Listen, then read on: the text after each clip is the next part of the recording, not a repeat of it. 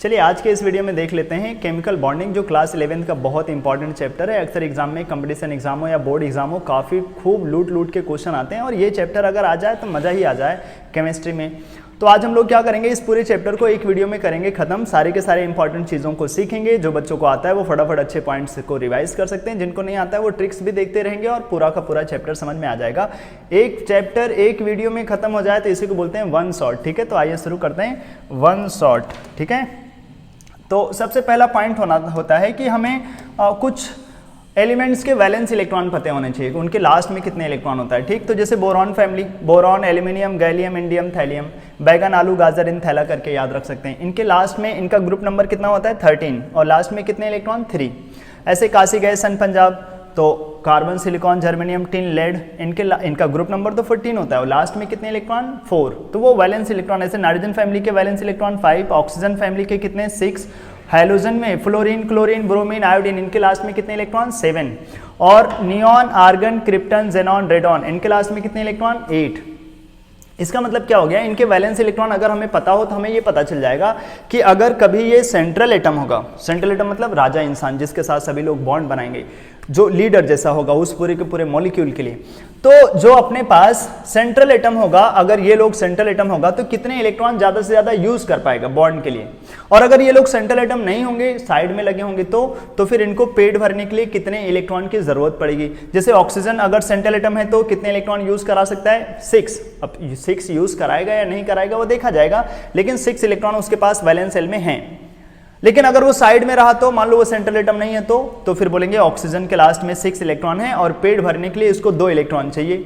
ठीक है, जैसे अगर फ्लोरीन के पास 7 है, अगर ये साइड वाला एलिमेंट रहा, सेंट्रल एटम नहीं रहा, तो बोलेंगे इसके लास्ट में 7 इलेक्ट्रॉन है और ऑक्टेट कंप्लीट करने के लिए 1 इलेक्ट्रॉन और चाहिए होगा। ऐसे ही नोबल गैसेस के लिए, खास करके जेनॉन के लिए, उसके कंपाउंड हमें देखने को मिलते हैं तो उसके लास्ट में 8 इलेक्ट्रॉन है, अक्सर वो सेंट्रल एटम करके ही मिलेगा, तो वो 8 इलेक्ट्रॉन्स बॉन्ड में यूज करेगा। तो कैसे यूज करेगा।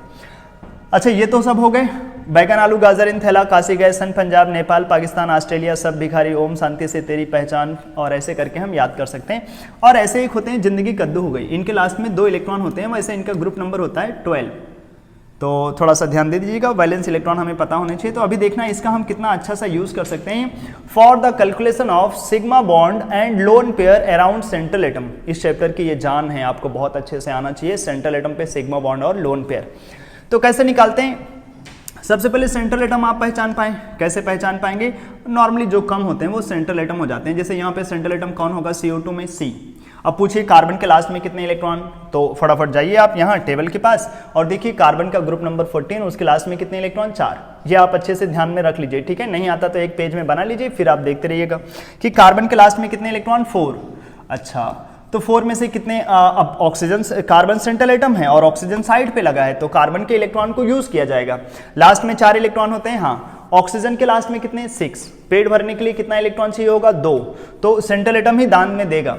तो बोलेंगे एक ऑक्सीजन को 2 इलेक्ट्रॉन चाहिए, तो 2 ऑक्सीजन कितने इलेक्ट्रॉन यूज कर लेंगे सेंट्रल एटम से 4। सारे इलेक्ट्रॉन सेंट्रल एटम के यूज हो गए, तो क्या सेंट्रल एटम के पास कोई इलेक्ट्रॉन बचा, नहीं। अगर कोई इलेक्ट्रॉन नहीं बचा तो कोई तुमसे पूछता क्या पेयर ऑफ इलेक्ट्रॉन बचा, बोलते नहीं, तो सेंट्रल एटम के पास बोल देंगे लोन पेयर नहीं है, लोन पेयर नहीं है, सेंट्रल एटम के पास नहीं है। और कितने सिग्मा बॉन्ड हमें फ्री में मिलता है, यहाँ जो 2 दिख रहा है ना, इसका मतलब 2 sigma, it means CO2 have 2 sigma and 0 lone pair.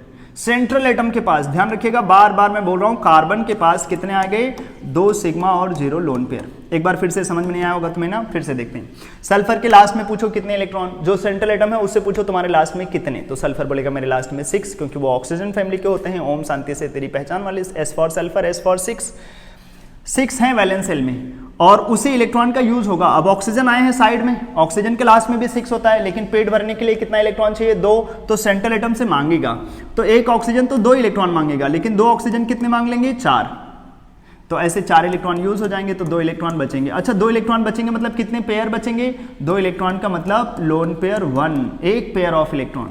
अब सिग्मा कितने, सिग्मा यहीं रखे रहते हैं, तो 2 सिग्मा और 1 लोन पेयर, फटाफट आंसर आ जाता है। जैसे कार्बोनेट आयन, अच्छा, जब भी कभी माइनस होगा, ये चार्ज होगा, तो उसको हमें सेंट्रल एटम को दे देना है। ठीक, ऐसे मन में समझना है कि हमने सेंट्रल एटम को दे दिया, क्योंकि वही राजा इंसान है, वही डिसाइड करेगा सब। कार्बन के लास्ट में कितने इलेक्ट्रॉन, फिर से वही 4, और -2 का मतलब क्या हो गया, 2 इलेक्ट्रॉन और आ गए, तो 4, और केमिस्ट्री में आपको पता ही होगा माइनस का मतलब गेन ऑफ इलेक्ट्रॉन, तो 2 इलेक्ट्रॉन गेन कर लिया, तो कार्बन के पास हो गए 6। अब सोचिए साइड में एलिमेंट है ऑक्सीजन, अब ऑक्सीजन के लास्ट में फिर से वही 6, और पेट भरने के लिए 2 इलेक्ट्रॉन चाहिए, तो 3 ऑक्सीजन कितने इलेक्ट्रॉन यूज कर लेंगे, 6 है और 6 यूज हो गया तो कोई इलेक्ट्रॉन नहीं बचा, मतलब लोन पेयर कितने 0, कोई इलेक्ट्रॉन ही नहीं, तो पेयर ऑफ इलेक्ट्रॉन भी नहीं, और सिग्मा बॉन्ड तो यही है, मतलब 3 सिग्मा हो गया इसके पास, और लोन पेयर कितने हो गए 0, 3 सिग्मा 0 लोन पेयर। ये बहुत जरूरी है सेंट्रल एटम के पास सिग्मा बॉन्ड और लोन पेयर का निकलना। ऐसे सल्फेट आयन, अब सल्फर के लास्ट में कितने 6 होते हैं, लेकिन 2 माइनस है तो मतलब 2 इलेक्ट्रॉन और गेन कर लिया, तो 8 हो गए, और ऑक्सीजन कितने इलेक्ट्रॉन यूज करते हैं 2, और 4 ऑक्सीजन कितना यूज करेंगे 8, तो 8 में से 8 सारे यूज हो गए, तो कोई भी इलेक्ट्रॉन नहीं बचा, तो लोन पेयर भी नहीं होगा, तो सिग्मा बॉन्ड तो यही रहता है 4 सिग्मा और 0 लोन पेयर। समझ में आया कैसे कैलकुलेट कर रहे हैं, बहुत फास्ट तरीका होता है, एक बार आप सीख जाइए बस। अब जैसे यहाँ पर ICl2 माइनस में आपको दिख ही रहा होगा सेंट्रल एटम आयोडीन, अब आयोडीन के लास्ट में कितने इलेक्ट्रॉन होते हैं, हेलोजन्स हैं, लास्ट में 7 होते हैं, इनके बाद तो नोबेल गैस आ जाते हैं। -1 लिखा है, इसका मतलब कितने इलेक्ट्रॉन हो गए 7 + 1 8 इलेक्ट्रॉन हो गए आयोडीन के पास, और आयोडीन है राजा इंसान, क्या करेगा, अब उसके इलेक्ट्रॉन को ही लोगों में दान दिया जाएगा, लोगों का पेट भरने के लिए। तो पूछेंगे देखो भाई क्लोरीन के लास्ट में कितने होते हैं, फिर से वो बोलेगा मैं भी हेलोजन हूँ, मेरे लास्ट में 7 है, लेकिन पेट तो नहीं भरा, हाँ तो कितने इलेक्ट्रॉन चाहिए पेट भरने के लिए, 1 इलेक्ट्रॉन, कौन देगा सेंट्रल एटम, लेकिन 2 क्लोरीन है तो कितने इलेक्ट्रॉन यूज कर लिए जाएंगे 2, तो बचे कितने 8 में से 2 यूज हो गए, तो बचे कितने 6 इलेक्ट्रॉन। अच्छा 6 इलेक्ट्रॉन का मतलब पेयर कितना 3 पेयर हो जाएगा, तो बोलेंगे, और सिग्मा यहीं पे रखा रहता है, तो बोलेंगे 2 सिग्मा और 3 लोन पेयर। समझ में आया, केवल लोन पेयर का कैलकुलेशन करना है सेंट्रल एटम पे, सिग्मा बॉन्ड तो फ्री में बट रहे हैं। ICl4+ क्या बोलते भैया, आयोडीन क्लास में 7, प्लस का मतलब 1 इलेक्ट्रॉन का क्या हो गया लॉस, माइनस का मतलब गेन जैसा, तो 7 थे और प्लस का मतलब 1 इलेक्ट्रॉन चले गए। अच्छा मतलब तुम तो नहीं चले गए, तुम इधर ही रहना, फटाफट देखते चलना। अब 7 में से 1 इलेक्ट्रॉन यूज हो गए, तो बचे कितने 6, और फिर से वही क्लोरीन है, क्लोरीन क्लास में 7, साइड वाले एलिमेंट से बार बार पूछना है तुम्हारे लास्ट में कितने हैं, पेट भरने के लिए कितना चाहिए, तो क्लोरीन क्लास में 7 होगा, और उसको पेट भरने के लिए 1 इलेक्ट्रॉन और चाहिए, तो सेंट्रल एटम से मांगेगा, 4 क्लोरीन है तो 4 इलेक्ट्रॉन मांग लेगा, एक तो प्लस होने की वजह से चला गया, और 4 क्लोरीन जो सेंट्रल एटम से मांगेंगे, तो देखो भाई 6 में से 4 यूज हो जाएंगे, 2 इलेक्ट्रॉन बचेंगे, 2 इलेक्ट्रॉन का बचना मतलब 1 पेयर, तो और सिग्मा तो यही मिलता है 4 सिग्मा और 1 लोन पेयर हो गया। सोचो फॉस्फोरस के लास्ट में, ये नाइट्रोजन फैमिली का होता है, इनके लास्ट में इनका ग्रुप नंबर 15 होता है, लास्ट में 5 इलेक्ट्रॉन होते हैं, 5 इलेक्ट्रॉन होते हैं। क्लोरीन कितना यूज करेगा, फिर से हेलोजन के लास्ट में 7 होता है, और 7 है पेट भरने के लिए 1 इलेक्ट्रॉन मांगेगा, और 5 क्लोरीन है तो बोलेंगे सब लोग फॉस्फोरस से मांगेगा, तो 5 इलेक्ट्रॉन यूज हो जाएंगे, बचेंगे कितने इलेक्ट्रॉन 0, तो लोन पेयर नहीं मिलेगा, 5 सिग्मा और 0 लोन पेयर। ऐसे आप फटाफट अपने मन में सोचिए HCF2 का, ऐसे सोच लो थोड़ा सा, कितना मिल जाएगा अपने पास, ज़ेनॉन के लास्ट में कितने 8, नोबेल गैस है ये तो ना। और फिर से फ्लोरीन आया, फ्लोरीन बोलेगा मेरे लास्ट में 7 होते हैं, पेट भरने के लिए 1 इलेक्ट्रॉन और चाहिए, तो 2 फ्लोरीन है तो 2 इलेक्ट्रॉन और ले लेंगे, तो फिर कितने इलेक्ट्रॉन बचे 6 इलेक्ट्रॉन। तो क्या 6 लोन पेयर चिल्ला दोगे, नहीं, 6 इलेक्ट्रॉन मतलब 3 लोन पेयर, क्या बोलेंगे 2 सिग्मा, तो सिग्मा वाला तो यहीं पे जो नंबर रहता है वो 2 सिग्मा हो गया, और 3 लोन पेयर। सीख पा रहे ना, कोई रूल नहीं, फटाफट आ रहा है अपने आप, बस आपको वैलेंस इलेक्ट्रॉन पता होने चाहिए। आइए कुछ और अपने पास हैं, इनको भी देख लेते हैं फटाफट। ICl2+, आयोडीन क्लास में कितने 7, प्लस का मतलब 1 इलेक्ट्रॉन चले गए, तो बचे कितने 6, और 2 क्लोरीन लगे हैं, इसका मतलब कितने इलेक्ट्रॉन यूज हो जाएंगे, अब क्लोरीन क्लास में 7 होते हैं, अब 1 मांगेगा, 2 क्लोरीन 2 मांग लेगा, तो 2 और माइनस कर देंगे, तो फिर सेंट्रल एटम आयोडीन के पास बचे कितने इलेक्ट्रॉन, 7 में से 3 चले गए, तो 4 इलेक्ट्रॉन बचे। 4 इलेक्ट्रॉन बचे मतलब कितने लोन पेयर बच गए, तो बोलते हैं 2 सिग्मा और 4 इलेक्ट्रॉन, सोचिए 4 इलेक्ट्रॉन ना, तो कितने पेयर 2 पेयर, तो 4 सिग्मा और 2 लोन पेयर, ये हो गया अपने पास। ICl2 में किसके पास ये सिग्मा बॉन्ड लोन पेयर निकाल रहे हैं, भूल तो नहीं गए, केवल सेंट्रल एटम के पास, केवल सेंट्रल एटम के पास, ठीक है। चलिए अच्छा नेक्स्ट N3-, ध्यान रखिए, अगर आपको एक बार इसे ट्राई कर लेना चाहिए पूरा है, और उसके बाद मैं बोल रहा हूं तो उसे बड़ा चेक कर लेना। N3-, इसको कैसे करोगे बाबा, बहुत डर जाओगे, तुम सोचोगे सर इसमें तो सारे नाइट्रोजन है, कौन सेंट्रल एटम कौन नहीं, तो इसको अपने तरीके से बना लो ना, N2- लिख दो कि सेंट्रल एटम भी नाइट्रोजन है और साइड में भी नाइट्रोजन है, तो एक सेंट्रल एटम हो गया, तो साइड में कितने बचे, 2 ही नाइट्रोजन बचे। अब सोचिए नाइट्रोजन के लास्ट में कितने 5, माइनस का मतलब 1 और गेन कर लिया, और साइड में भी नाइट्रोजन है। अब नाइट्रोजन क्लास में क्योंकि 5 होता है, तो उसको पेट भरने के लिए कितने और इलेक्ट्रॉन चाहिए 3, अभी नाइट्रोजन से ही मांगेगा, एक नाइट्रोजन 3 इलेक्ट्रॉन मांगेगा, तो 2 नाइट्रोजन कितने इलेक्ट्रॉन मांग लेंगे 6, तो बचेंगे कितने इलेक्ट्रॉन, 0। तो लोन पेयर कितने, 0। और सिग्मा कितने, सिग्मा यहाँ से देख लेना 2 सिग्मा, यहाँ पे नहीं देखना, अभी ऐसे बना लो NN2 माइनस 2 सिग्मा और कितने lone pair, 0 lone pair. 0 electron है बचे हुए आयोडीन उस नाइट्रोजन के पास, तो 0 लोन पेयर भी होंगे। 2 सिग्मा 0 लोन पेयर का केस है। N3 माइनस, इसका नाम होता है एजाइड आयन, बहुत इंपॉर्टेंट है, प्योर नाइट्रोजन गैस देता है ये। HCl4 में मैं लिख रहा इधर 4 सिग्मा और 2 लोन पेयर, बोलिए सही या गलत। भाई जेनॉन के लास्ट में 8 होते हैं ना, 4 यूज हो गए, 4 बचे मतलब 2 लोन पेयर। BrF3 अब इसके लास्ट में तो 7 होते हैं, 3 यूज हो गए, 4 बचे होंगे, कितने लोन पेयर, 2 लोन पेयर, तो बोलते हैं 3 सिग्मा और 2 लोन पेयर। जेनॉन के लास्ट में कितने होते हैं, 8, 6 फ्लोरीन ने यूज कर लिए होंगे, तो बचे कितने, 2, तो 6 सिग्मा, 2 इलेक्ट्रॉन बचना मतलब 1 लोन पेयर। जेनॉन के लास्ट में कितने, 8 और 3 ऑक्सीजन है, ध्यान रखिए ऑक्सीजन कितने इलेक्ट्रॉन यूज करते हैं, 2, तो 3 ऑक्सीजन कितना यूज कर लेगा, 6। अच्छा 6 यूज हो जाएंगे तो बचेंगे कितने, 2 इलेक्ट्रॉन, मतलब लोन पेयर कितना, 1, और सिग्मा बॉन्ड तो यही मिलता है, तो 3 sigma 1 lone pair. I3 minus और I3 प्लस ये भी बड़े प्यारे लगते हैं, एग्जाम में पूछे जाते हैं, इसको भी अपने रूल जैसा बना लो, I2 माइनस, अब फिर से आयोडीन क्लास में 7 और 1 माइनस का मतलब 1 एक्स्ट्रा हो गया, 8, 7 थे और 1 माइनस मतलब 1 एक्स्ट्रा, 2 आयोडीन है तो 2 और यूज हो जाएंगे, 6 बचेंगे, 6 इलेक्ट्रॉन का बचना मतलब कितने लोन पेयर का बचना, 3, और सिग्मा कितना, 2। ऐसे यहाँ पर लिखोगे I2 प्लस, अब फिर बोलेंगे आयोडीन क्लास में तो 7 होता है, प्लस का मतलब 1 इलेक्ट्रॉन का लॉस हो गया होगा, तो बचे कितने, 6 में से 2 यूज हो गए, बचे कितने, 4 बचे तो कितने लोन पेयर, 2 लोन पेयर, और कितने सिग्मा, 2, तो बोलते हैं 2 सिग्मा और 2 लोन पेयर। SF4 में ऐसे सल्फर क्लास में 6, 4 यूज कर लिया फ्लोरीन ने, क्योंकि फ्लोरीन तो एक ही यूज करेगा ना, साइड में लगाए तो 4 यूज हो गए, तो बचे कितने, 2 इलेक्ट्रॉन बचे, मतलब कितने lone pair, 1 lone pair. Sigma bond कितने, 4 सिग्मा और 1 लोन पेयर। ऐसे SF6 में मैं लिख देता हूँ 6 सिग्मा 0 लोन पेयर, कोई दिक्कत, सल्फर के लास्ट में 6 होता है, सारे फ्लोरीन यूज कर लेंगे, कोई इलेक्ट्रॉन बचेगा नहीं, तो कोई लोन पेयर भी नहीं होगा। ClO3 माइनस बड़ा अच्छा है, क्लोरीन क्लास में 7 माइनस का मतलब 1 गेन कर लिया, 8 हो गए, कितने यूज होंगे फिर, 3 ऑक्सीजन है, 1 ऑक्सीजन 2 यूज करेगा, 3 ऑक्सीजन 6 यूज कर लेंगे, तो 8 में से 6 यूज हो जाएंगे, बचेंगे कितने इलेक्ट्रॉन, 2 इलेक्ट्रॉन का बचना मतलब कितने लोन पेयर का बचना, 1, और सिग्मा कितने, 3, तो क्या बोलते हैं 3 सिग्मा और 1 लोन पेयर। ठीक भाई। NO2 माइनस, पूछो भाई नाइट्रोजन क्लास में कितने, 5, 1 माइनस है मतलब 1 और गेन कर लिया, 6, 1 ऑक्सीजन 2 यूज करेगा, 2 ऑक्सीजन कितने यूज कर लेंगे, 4, बचे कितने इलेक्ट्रॉन, 2 इलेक्ट्रॉन, मतलब कितने लोन पेयर, 1 लोन पेयर। समझ रहे हो, कितने सिग्मा, 2 सिग्मा जो यहाँ पे पड़ा हुआ है, और लोन पेयर कितना आ गया सेंट्रल एटम पे, 1। ये सेंट्रल एटम के पास सिग्मा बॉन्ड और लोन पेयर देखने की कहानी हो गई। समझ में आया, कुछ केसेस इसमें बड़े टफ थे, I3 माइनस I3 प्लस ये सब, लेकिन हम लोगों ने शॉर्टकट लगाया, फटाफट कर लिए, हो गया ना। अगर हम लोग ये कर पाते हैं तो हम अगला पॉइंट सीख सकते हैं, हाइब्रिडाइजेशन।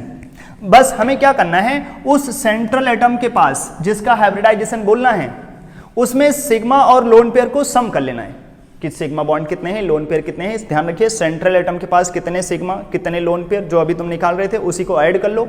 अगर ऐड करके 2 आ जाए तो हाइब्रिडाइजेशन बोलना sp, अगर ऐड करके 3 आ जाए तो 1s और 2p, अगर हाइब्रिडाइज ये ऐड करने पे 4 आ गया तो 1s और 3p, मतलब टोटल 4 जैसा। अगर ऐड करने पे 5 आ जाए तो अब p तो खत्म हो गए होंगे, तो d ले लेना, 1s 3p और 1d, sp3d। 6 हो गया तो बोलना sp3 और d2, तो 4 और 2 6। 7 हो गया तो sp3 और d3, 8 हो गया तो 8 मिलेगा नहीं तुम्हें अक्सर, बस इतने ही मिलेंगे अपने पास। आइए फटाफट इनके देख लेते हैं कुछ प्यारे प्यारे एग्जाम्पल। जैसे CO2 में कितने सिग्मा कितने लोन पेयर, पुराने रूल लगाइए, फटाफट बताइए कितने सिग्मा कितने लोन पेयर आएंगे। तो क्या बोल देते भाई, 2 सिग्मा और 0 लोन पेयर आ जाते, तो 2 + 0 कितना हो गया। क्या करना है बाद में, सिग्मा और लोन पेयर को ऐड कर लेना है, तो ऐड करोगे तो 2 + 0 2 हो जाएगा, और 2 के लिए हाइब्रिडाइजेशन क्या बनेगा, sp। ठीक है। HCF2 के लिए क्या बोलोगे, देखो भाई 2 सिग्मा और 3 लोन पेयर, क्यों भाई जेनॉन क्लास में 8 होते हैं, 2 यूज हो जाएंगे, 6 इलेक्ट्रॉन बचेंगे, 3 लोन पेयर, सिग्मा तो यही है। अब दोनों को ऐड करोगे तो कितना आ जाएगा, ये दोनों को ऐड करो तो आ जाएगा 5। कौन सा रूल लग जाएगा, ये वाला, 1s 3p 4 हो गए अब तक, एक और लेना पड़ेगा d। ऐसे HCF4 क्या बोलेंगे, 8 होते हैं, 4 यूज हो गए, तो 4 सिग्मा 4 बचेंगे तो 2 lone pair, 4 sigma 2 lone pair. क्या हो गया फिर, 4 + 2 6 के लिए अगला वाला रूल sp3 लिखना पड़ेगा। अब तक हो गए कितने, 4 और 2 d ले लें, 6 हो गए, ये बस हो गए। PO4 3 माइनस, ओहो, तो क्या हो जाएगा यहाँ पर, फॉस्फोरस क्लास में फिर से अब देखिए 5 होते हैं, 3 माइनस का मतलब हो गया 3 इलेक्ट्रॉन और गेन करेगा, तो 5 होते थे, 3 और ले लेगा तो कितने हो जाएंगे, 8। 8 में से कितने यूज कर लिया, 4, 4 ऑक्सीजन है ना भाई, तो 4 ही यूज होगा क्या? नहीं, एक ऑक्सीजन 2 इलेक्ट्रॉन यूज करेगा क्योंकि उसके लास्ट में 6 थे, तो 4 ऑक्सीजन 8 इलेक्ट्रॉन यूज कर लेंगे, सारे यूज हो जाएगा। तो 4 सिग्मा और कितने लोन पेयर? 0 लोन पेयर है भाई। तो हाइब्रिडाइजेशन क्या हो जाएगा? sp3 I3 माइनस, ये वो वाला केस हो गया, I2 माइनस लिख लेते, पुराने केस से जा करके देख लो, 2 सिग्मा 3 लोन पेयर।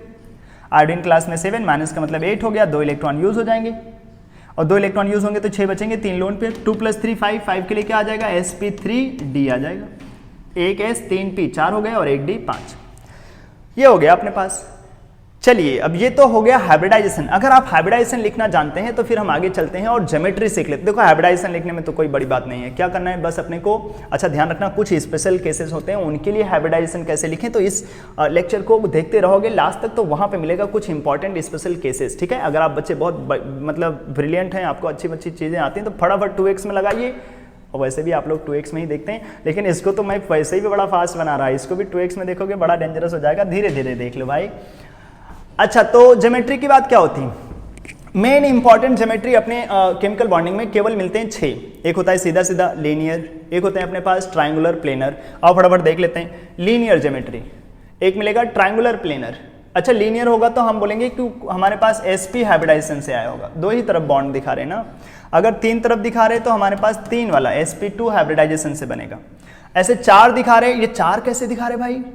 इसका मतलब तुम्हें लग रहा होगा 3 बॉन्ड प्लेन पे हैं, नहीं नहीं, ये टेट्राहेड्रल ज्योमेट्री होता है जो प्लेनर बिल्कुल भी नहीं होता। अगर हम 4 पेन को बहुत अच्छे से सजाएं कि ये 2 बॉन्ड मान लो इस प्लेन पे है, इसी बोर्ड पे जहां तुम्हारी मोबाइल दिख रही है, तुम्हारे मोबाइल पे है, तो फिर ये वाला बॉन्ड तुम्हारी आंखों की तरफ आ रहा होगा, मोबाइल से बाहर, ठीक है। इसको अगर हमें अच्छे से दिखाएं तो ऐसे कुछ डार्क में दिखा देना चाहिए कि ये तुम्हारी आंखों को चुभ रहा होगा, आंखों में लग रहा होगा क्योंकि ये आंखों की तरफ भाग आया होगा। और ये जो ऐसे डॉटेड करके दिखा दिया जाता है, इसका मतलब ये बोर्ड के अंदर भाग रहा होगा, ठीक है, तब टेट्राहेड्रल बनता है। प्लेनर नहीं होते, नॉन प्लेनर होते हैं ये। और सबसे इंपॉर्टेंट ट्राइंगुलर बाई पिरामिडल, एक ट्राइंगल जैसा बनाइए, तो क्या वो कोई बॉन्ड है डॉटेड? नहीं नहीं, वो तो बस सपोर्टिंग लाइंस बनाई गई हैं। और इधर 3 बॉन्ड एक प्लेन में आ जाते हैं, बिल्कुल कॉपी में 3 बॉन्ड, और ये जो ऊपर की तरफ जा रहा है रियल में ये तुम्हारी मोबाइल की स्क्रीन से बाहर आ रहा है, और ये जो नीचे की तरफ जा रहा है वो रियल में कहाँ है? मोबाइल स्क्रीन के अंदर भाग रहा है। समझ रहे हैं? इसको एक नाम और देते हैं, ये जिसे ट्राइंगल बना और एक ऊपर से पिरामिड जैसा बॉन्ड आता है और एक नीचे से आता है, इसलिए नाम देते हैं ट्राइंगुलर बाई पिरामिडल। ज्योमेट्री के मामले में बहुत इंपॉर्टेंट ज्योमेट्री होती है, इसके बारे में थोड़ी देर बाद अच्छा सा डिस्कशन भी होगा। और अपने पास मिलते क्या है? ऑक्टाहेड्रल, जिसको स्क्वायर बाई पिरामिडल भी बोल सकते हैं। ये भी कैसा होता है? अपने कॉपी पे 4 कॉर्नर ले लीजिए, तो 4 कॉर्नर और बीच में जो कॉपी का सेंटर है उसको मिला दीजिए उस कॉर्नर से, तो वो बन गया एक स्क्वायर। अब उसके जस्ट ऊपर, कॉपी के जस्ट ऊपर एक, और एक कॉपी के जस्ट नीचे, ऐसे कॉपी से ज़्यादा आप मोबाइल खोलते हैं तो मोबाइल पे ही ध्यान दीजिए, मोबाइल के 4 कॉर्नर, बीच में सेंटर, सेंटर से 4 उस कॉर्नर को मिला दीजिए, और एक कॉपी के आपकी आंखों की तरफ भागता हुआ आएगा और एक कॉपी से अंदर की तरफ जाएगा। इसी को बोलते हैं ऑक्टाहेड्रल ज्योमेट्री। नाम बड़ा इंटरेस्टिंग है, बोलते ऑक्टाहेड्रल हैं, तो क्या इसके पास 8 बॉन्ड हैं? बॉन्ड तो 6 ही होते हैं। देखोगे तो ये जो अपने पास दिखाए गए हैं, ये ऑरेंज कलर वाले यही हैं बॉन्ड, जो येलो में दिख रहा है वो तो सपोर्टिंग लाइन्स हैं जस्ट बनाने के लिए। तो टोटल 6 ही बॉन्ड होते हैं, 4 वो एक प्लेन पे जो तुम्हें दिख रहे हैं और एक जो तुम्हारी मोबाइल स्क्रीन से बाहर आते हैं और एक मोबाइल स्क्रीन से अंदर जो आते हैं अपने पास, तो टोटल 6 बॉन्ड होते हैं, लेकिन फिर भी बोलते हैं ऑक्टाहेड्रल। कोई अगर इसका रीजन जानता हो कि आखिर इसको ऑक्टाहेड्रल क्यों बोलते हैं, एक बार कमेंट करके बताना, अच्छा लगेगा मुझे आंसर, तो हम तुम्हें बोलेंगे भी, कमेंट में रिप्लाई भी देंगे, ठीक है, कि इसका ऑक्टाहेड्रल नाम क्यों देते हैं। आखिर बॉन्ड 6 हैं तो हेक्साहेड्रल बोलना चाहिए था, इसको ऑक्टाहेड्रल क्यों बोला।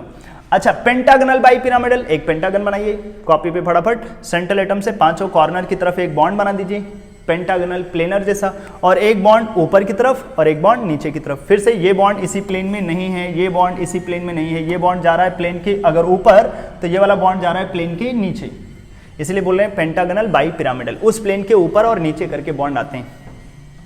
ये जो हमने 6 केसेस देखे ना ये ज्योमेट्री के, ये वो केसेस हैं जहां पर लोन पेयर नहीं एग्जिस्ट करते। जैसे ये होता है 2 सिग्मा 0 लोन पेयर का केस, ये होता है 3 सिग्मा 0 लोन पेयर का केस। विदाउट लोन पेयर जो ज्योमेट्री बनती है वही स्टैंडर्ड ज्योमेट्री होती है। ये होता है 4 सिग्मा 0 लोन पेयर का केस, तो 4 + 0 करोगे तो क्या हाइब्रिडाइजेशन बन जाएगा? sp3। जो ट्राइंगुलर बाई पिरामिडल बनाए हैं ये हैं 5 सिग्मा और 0 लोन पेयर के केस, मतलब अगर इनको ऐड करते तो हाइब्रिडाइजेशन बन जाता है sp3d, 5 है ना। ये स्टैंडर्ड ज्योमेट्रीज होती हैं अपने पास। अच्छा, नेक्स्ट आगे की तरफ अगर हम बढ़ें, ये जो ऑक्टाहेड्रल बनाया था इसमें 6 बॉन्ड थे ना, तो ये आया है 6 सिग्मा और 0 लोन पेयर से, तभी हम इसको ऑक्टाहेड्रल बोलते हैं। तो सबको मिलाओगे तो बन जाएगा sp3d2। ऐसे पेंटागनल बाइपिरामिडल जिसको तुम नाम दे रहे हो वो केवल इस केस से बना हुआ है 7 सिग्मा 0 लोन पेयर, जिसमें हाइब्रिडाइजेशन कैसा रहा होगा sp3d3। जब भी कभी हाइब्रिडाइजेशन तुम्हें पता चल जाए तो तुम वो पर्टिकुलर ज्योमेट्री बना दिया करो, ठीक। लोन पेयर कितना है कितना नहीं है उस पर ध्यान ना दे, पहले तो हाइब्रिडाइजेशन से फटाक से ज्योमेट्री बना दिया करें। तो ये तो वो केसेस थे जहां पर हमारे पास लोन पेयर थे ही नहीं। इनके कुछ एग्जाम्पल देख लेते हैं, जैसे BeF2। तो देखोगे बेरिलियम के लास्ट में 2 ही इलेक्ट्रॉन होते हैं भाई, ये तो एल्कलाइन अर्थ मेटल है, तो यहाँ बन जाएगा 2 सिग्मा सेंट्रल एटम के पास, और दोनों फ्लोरीन ने यूज कर लिया होगा तो कोई लोन पेयर आएगा नहीं। तो बेरिलियम के पास 2 सिग्मा और कितने लोन पेयर भाई, 0 लोन पेयर, तो ये लीनियर बन जाएगा। sp हाइब्रिडाइजेशन बन गया ना, तो लीनियर, इसमें एंगल कितना रहा होगा 180 डिग्री।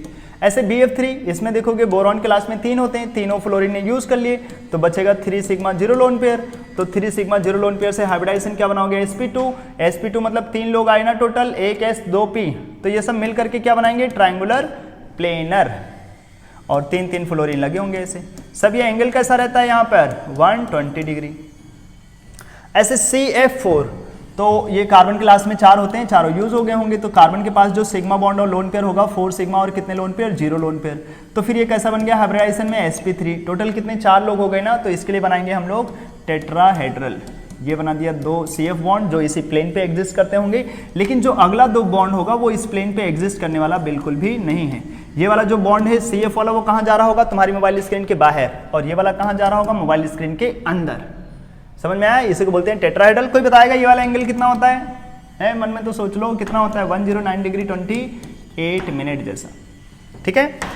नेक्स्ट अपने पास इंपॉर्टेंट ज्योमेट्री बहुत ही इंपॉर्टेंट है PCl5, ये ट्रायंगुलर बाई पिरामिडल वाला केस। फॉस्फोरस क्लास में 5 होते हैं, तो 5 सिग्मा और 0 लोन पेयर हो जाएंगे, और 5 सिग्मा 0 लोन पेयर से हाइब्रिडाइजेशन बनाओगे तो बन जाएगा 1s 3p और 1d sp3d। अब जो ये बनते हैं, सबसे पहले तो ये इंपॉर्टेंट ध्यान रख लीजिए, इसमें जो d ऑर्बिटल यूज होता है वो कौन सा, बोलना dz²। कौन सा d ऑर्बिटल यूज होता है, dz²।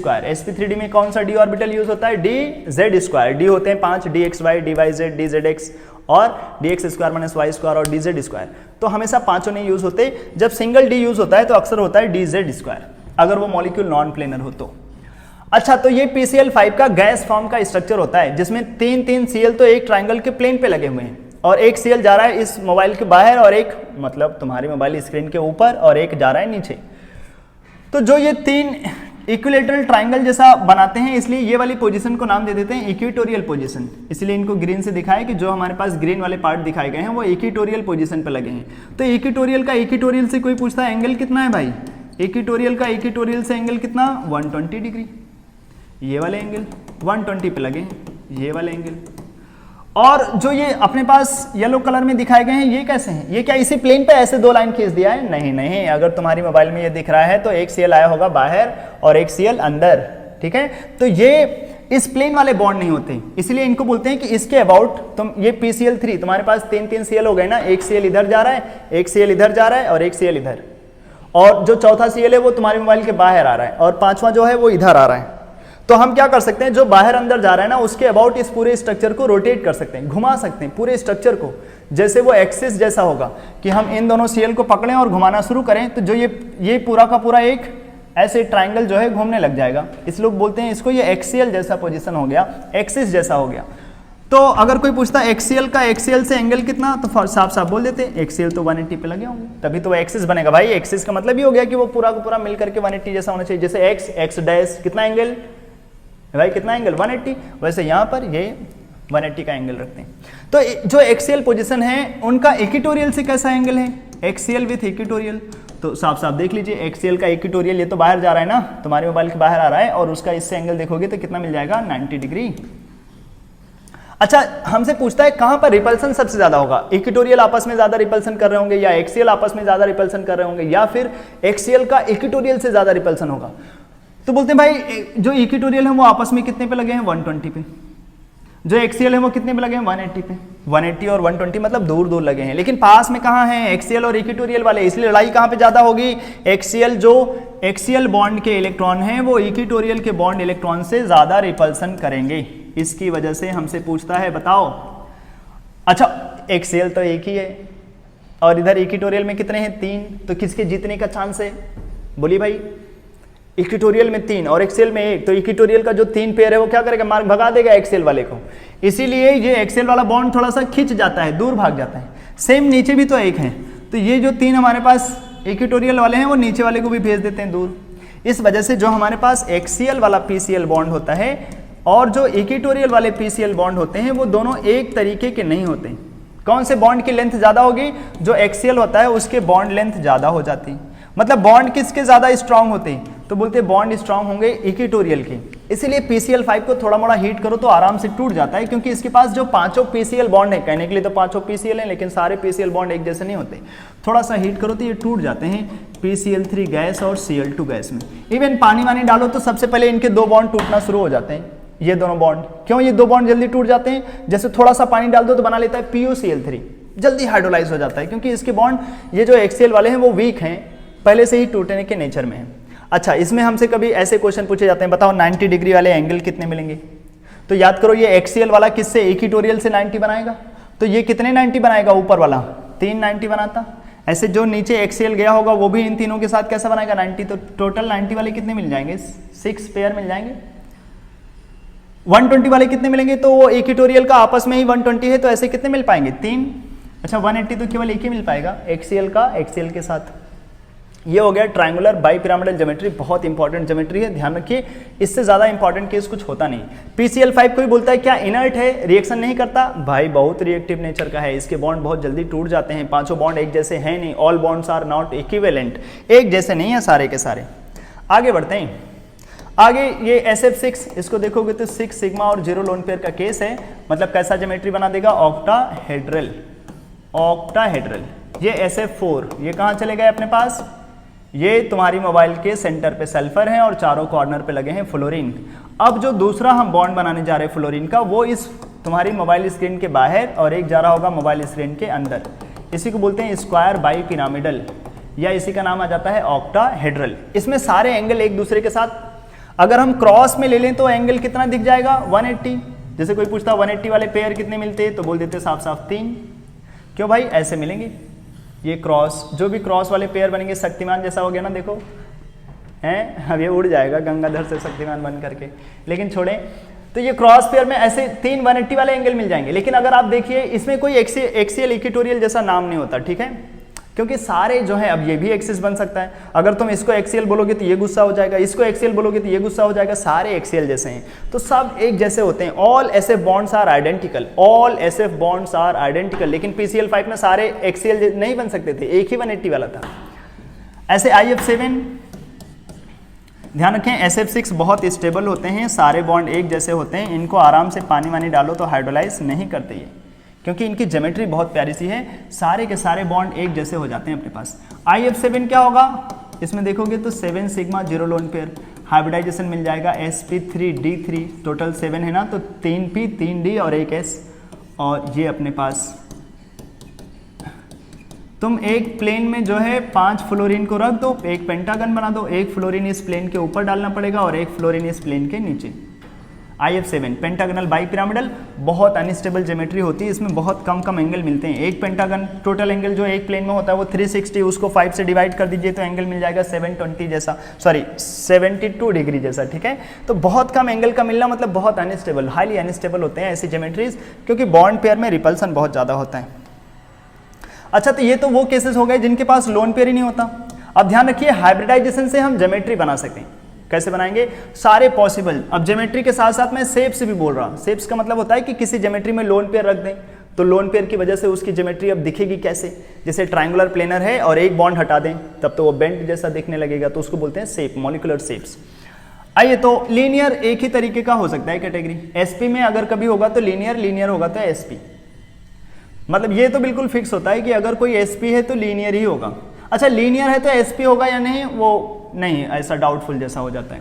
SP2 में क्या बनाए, 3 लोग हैं ना, तो ट्रायंगुलर प्लेनर बना लो, तो एक तो स्टैंडर्ड ज्योमेट्री हो गई ट्रायंगुलर प्लेनर। अब हम यहाँ पर एक जगह अगर लोन पे रख दें तो ये बन जाएगा बेंट जैसा, या फिर इसको बोल देते हैं एंगुलर जैसा हो जाएगा। इसके बड़े प्यारे प्यारे एग्जाम्पल भी मिल जाते हैं अपने पास, जैसे एक बहुत प्यारा सा एग्जाम्पल अगर हम उठाएं तो बन जाता है SO2, ध्यान से देखिए, सल्फर के लास्ट में 6 होते हैं, ऑक्सीजन 2 यूज़ करता है, 2 ऑक्सीजन 4 यूज़ कर लेंगे, सारे यूज़ हो गए।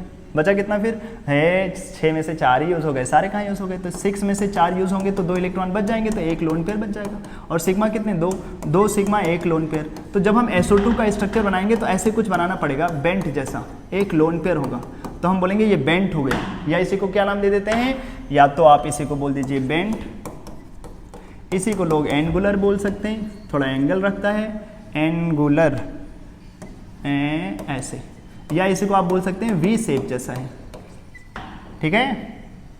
अच्छा, अब 2 ही मिलते हैं sp2 में, या तो ट्रायंगुलर प्लेनर होगा या फिर बेंड जैसा होगा। अच्छा, ये एंगल कितना होगा, लगभग 120 के आसपास, थोड़ा सा कम, क्योंकि वो जो लोन पेयर होते हैं वो बॉन्ड को थोड़ा सा पास में धक्का दे देते हैं। sp3 तो ये नॉर्मली तो टेट्राहेड्रल को इंडिकेट करता है, लेकिन अगर हम इसमें लोन पेयर डालना शुरू करें तो ये हमारे पास सेंट्रल एटम के, अगर हम 1 लोन पेयर डाल दें तो एक पिरामिडल जैसा दिखा देता है, और अगर हम सेंट्रल एटम के पास 2 लोन पेयर डाल दें, कहीं भी 2 जगह डाल सकते हो क्योंकि ये आइडेंटिकल जैसे होते हैं, तो फिर हमारे पास 2 ही बॉन्ड बचेंगे, केवल इधर एक बॉन्ड बचेगा और एक बॉन्ड इधर। तो ये भी कैसा दिख रहा है, बेंड जैसा। और यहाँ पर 3 बॉन्ड दिखेंगे तो ये कैसा हो जाता है, पिरामिडल। तो इसको नाम देते हैं पिरामिडल। पिरामिडल, कुछ लोग इसी को डिस्टॉर्टेड ऑक्टाहेड्रल भी बोल देते हैं कि ऑक्टाहेड्रल के एक बॉन्ड तोड़ दिया आपने। अच्छा, इसको क्या बोलते हैं, 2 तरफ बॉन्ड दिखेगा तो इसको बोलेंगे बेंट। बस इस बेंट में और थोड़ी देर पहले बेंट में डिफरेंस ये है कि ये बेंट है विथ sp3 और वो सब बेंट है विथ sp2। वहां पर जो एंगल होगा वो होगा 120 के आसपास, और जबकि यहां पर जो एंगल होगा वो 109 डिग्री के आसपास। 2 लोन पेयर क्लाउड है, तो ये लोन पेयर जो है बॉन्ड के एंगल को थोड़ा सा कम भी करेंगे।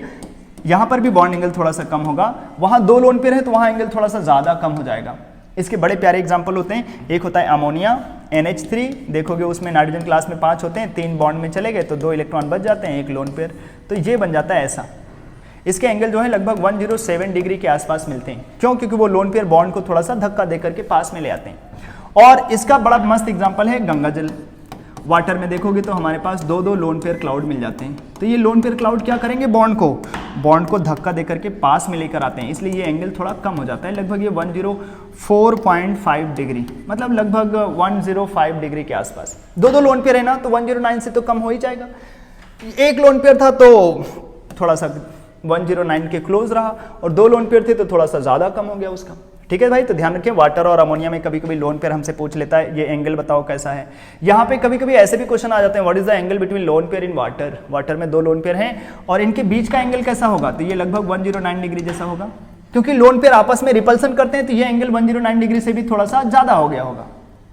ठीक है, उसी के ज्यादा होने की वजह से ही तो ये वाले एंगल थोड़े से कम हुए हैं। ठीक है, चलिए अच्छा नेक्स्ट चलते हैं। अगली स्लाइड जो है अपने पास sp3d हो जाए तो, अब देखो टोटल 5 आए हैं ना, 5 के लिए क्या बनाए, पेंटागनल बाई पिरामिडल।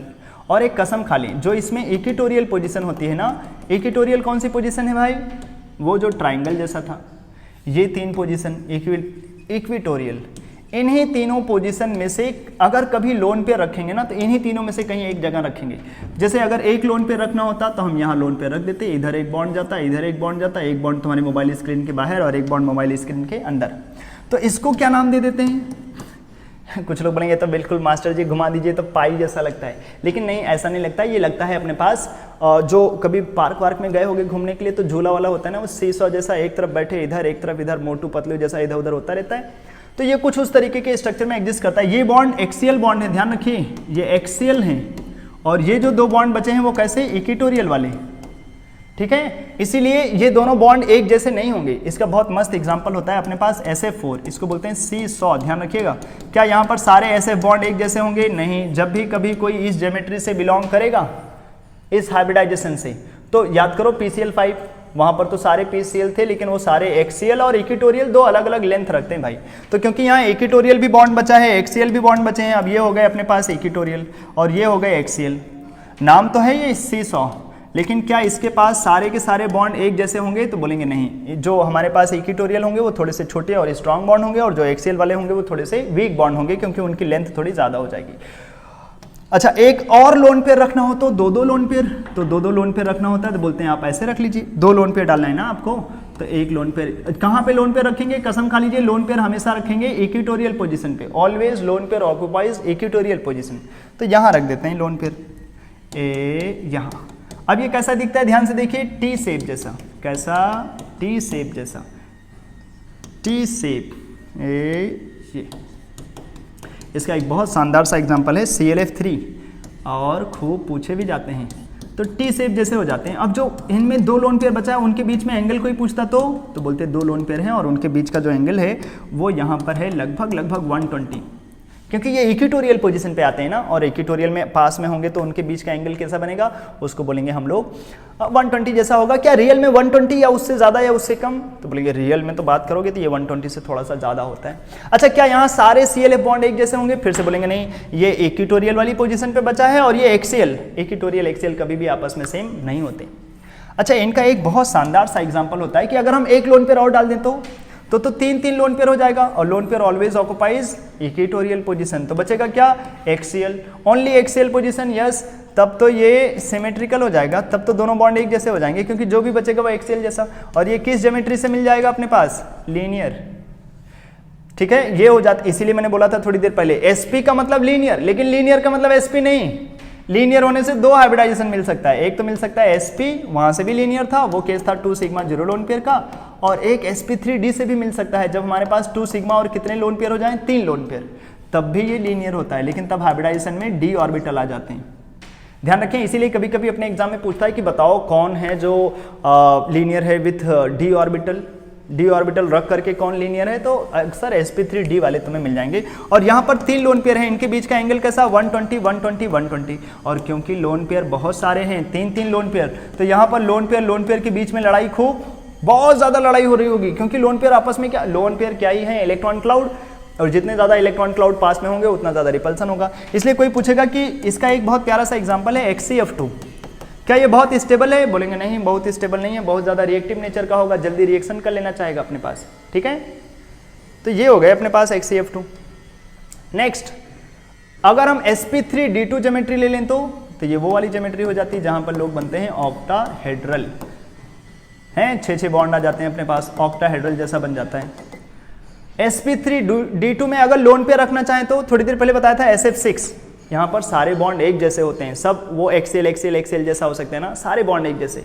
अगर सारे बॉन्ड एक जैसे हैं तो कहीं भी एक जगह लोन पेयर रख दो, किसी भी एक जगह लोन पेयर रख दें हम, तो जैसे एक लोन पेयर अगर रखना हो तो हम ऐसे रख दें, इस प्लेन के नीचे ऐसे, तो फिर बचेगा क्या अपने पास, अब ये बाई पिरामिडल नहीं रह गया, पहले बोल सकते थे स्क्वायर बाई पिरामिडल, इसी का नाम था ऑक्टाहेड्रल, और जैसे ही आप एक लोन पेयर रख देंगे फिर इसके पास बचेगा कितना, एक स्क्वायर, और वो एक ही पिरामिड बचेगा, नीचे से नहीं, फिर इसका एक ही नाम होता है स्क्वायर पिरामिडल। क्या नाम होता है भाई, स्क्वायर पिरामिडल।